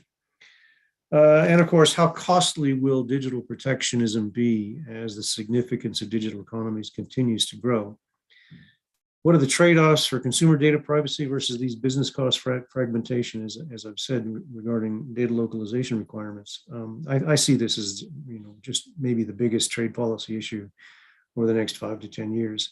So let's understand this much better. Now, I could mention many others, but these issues have in common one thing, a clear need for international coordination and policy collaboration. And largely, this is going to have to be through international organizations and international trade agreements, but I would just raise the question whether that's sufficient. Now, some of that was discussed in the final panel, and I really appreciate those insights. But we need to know quite a bit more about it. So I'm going to stop there because I know that's already more time than I should have taken. But let me thank you for your attention, and also thank Tony and the editor and Jayshree and the editors for my participation in this. Thank you. That's tremendous, Keith. Many thanks indeed. I think your comments are very compelling, both in terms of inherent interest, inherently appealing to curiosity, but also the consequence for sound policy making and possibly norm setting in years to come. I'm very glad also that you've made these very incisive comments in front of the next speaker, who not only because she is my boss, but also because she's responsible as Deputy Director General for economic research and statistics, services, trade, and indeed intellectual property within the WTO Secretariat. So it's my privilege to introduce for concluding remarks, Deputy Director General Annabel Gonzalez. Annabel, over to you. Thank you. Thank you very much, Tony, and hello to everyone. We have just heard an incredibly rich series of panel discussions and commentaries on the themes covered in the publication launched today. Thanks to all chapter contributions, and very especially to the editors, Tony Tobman and Hajashri Wattal. I will not attempt to summarize the full range of ideas explored today. It's simply impossible. What I will do is firstly, to record our tremendous appreciation for the contributing authors. And secondly, to offer some thoughts about how we might build on a foundation provided by this new volume. So one of the strengths of this publication is the very range and diversity of the authorship collected between its covers. Diverse in terms of professional expertise, scholarly discipline, and practical experience. And this very diversity, in my mind, shows the spirit of collegiality and dialogue that informs the book itself. Many of the chapters are actually themselves collaborative efforts, and the same spirit that we have also seen in the panel discussions today. So we're truly grateful to all the authors for their willingness to respond to the original call for papers, to contribute their incisive and thought-provoking chapters, to engage in peer review, to bear with us during the editorial and protracted publication processes, and finally, to join us in dialogue concerning the ideas and issues surveyed in the book. We very much hope that this spirit of collaboration and exchange of ideas will continue as we seek to take forward these important topics. So that leads me to my second theme, which is that this book was not conceived nor launched as an end in itself. In a way, it would be ironic if we marked the radical transformative impact of digital technologies on knowledge flows purely by publishing a traditional physical analog book. In fact, from the very genesis of the project, the idea was to use the development, authoring, and dissemination of the book as a means of stimulating a fresh set of policy ideas, an updated kit of measurement and analytical tools, and an enabling environment for consideration about the links between trade, intellectual property, and social and economic development in the contemporary knowledge economy. The project itself has its roots in many conversations with developing country policymakers, including through an exploratory seminar that aimed to link contemporary scholarship on the knowledge economy with the practical needs and information requirements of cross-section of policymakers from developing countries. So these discussions led in turn to a structure for the book that has framed the program for today's event, and in my view, could also valuably guide the necessary follow-up work, which is something I think that Mr. Mascus was referring just a few moments ago. So some of the topics that I find relevant for additional work includes, of course, first rethinking the conceptual framework in the sense that trading knowledge products has been profoundly transformed by the development of digital technology. And we may need to rethink our conception of trade to take account of these new ways of trading. This may help update the way in which we consider how trade in intangible knowledge products, such as creative works and innovative technologies, can facilitate knowledge flows, create new possibilities for economic development, and provide for more equitable access to international markets. Second, measuring trading knowledge. It used to be relatively easy to measure a country's trading books, music, and film. They were traded on physical media that were traded as goods and could be counted and valued as they crossed the border. But it's much harder today to gather reliable and comprehensive data, now that much of the creative content and technological knowledge flows remain intangible and flow across borders, not in containers, but in internet protocol packets. Just at a time when policymakers are particularly concerned to track trade flows in high technology goods and to assess the development impact of dispersed production and value chains, we find that some of the most valuable elements of international trade, such as transactions purely in intangible knowledge, are among the most poorly measured in terms of specific bilateral flows and in terms of general international patterns. Several chapters in the book highlight these challenges and suggest ways of overcoming them. There is plenty of work to be done to improve the empirical basis for policymaking. Third, assessing the impact of knowledge flows on trade and development. We know that knowledge, such as new technologies and human capital, is a vital ingredient of economic growth. Trade in knowledge products, now facilitated by digital trade and dispersed global value chains, have increased the possibilities for leveraging benefits for social and economic development.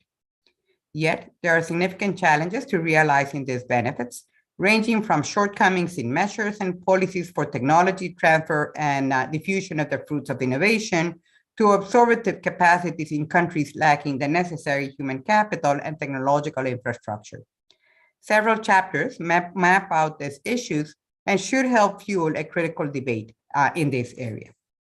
And finally, on policy, regulatory, and legislative frameworks. The challenge of realizing the social and economic benefits of trading knowledge is also a challenge for governance and sound and balanced law and regulation. This includes legal and policy responses at the national, regional, and international levels.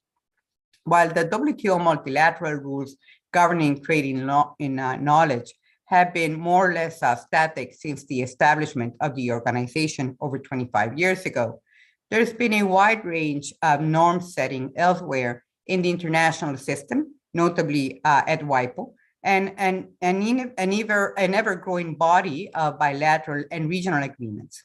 And domestic policy making has been dynamic and diverse across the globe as governments seek to tap into the extraordinary potential of the knowledge and creative industries for social and economic development. Again, a number of the chapters in the book explore this development, and they help lay the groundwork for the necessary systematic understanding of what these diverse initiatives collectively add up to. What I have just laid out may seem a daunting future agenda, but it is equally a fascinating and compelling one. The authors whose work we acknowledge today have together illuminated the way forward, and I hope inspired scholars and policymakers to take up the challenge so that we can tap into the incredible potential that trade in knowledge offers for sustainable and equitable development. Today, we're also launching a trading knowledge website that will serve as a dynamic set of resources as an avenue for continuing to explore the themes covered in this book. So in thanking you all once again for joining us for today's launch, I also encourage you to keep in touch and to contribute to this continuing vital dialogue. Thank you very much. Over to you, Tony. Thank you very much indeed, Annabelle, for rounding out a very rich day's set of conversations. We know it's been really very intensive. We've covered a lot of ground, but I do hope that it has inspired curiosity and an appetite to dig into these issues still further. I won't extend matters any further other than by thanking enormously the core team, in particular Anna Mueller, Karen Russell and Francisco Hernandez for making this work practically, and to all of our authors and to all of the participants, the audience who've stuck with us throughout this launch. Please keep in touch and let's explore these issues in coming months together. Thank you very much indeed. That concludes this session.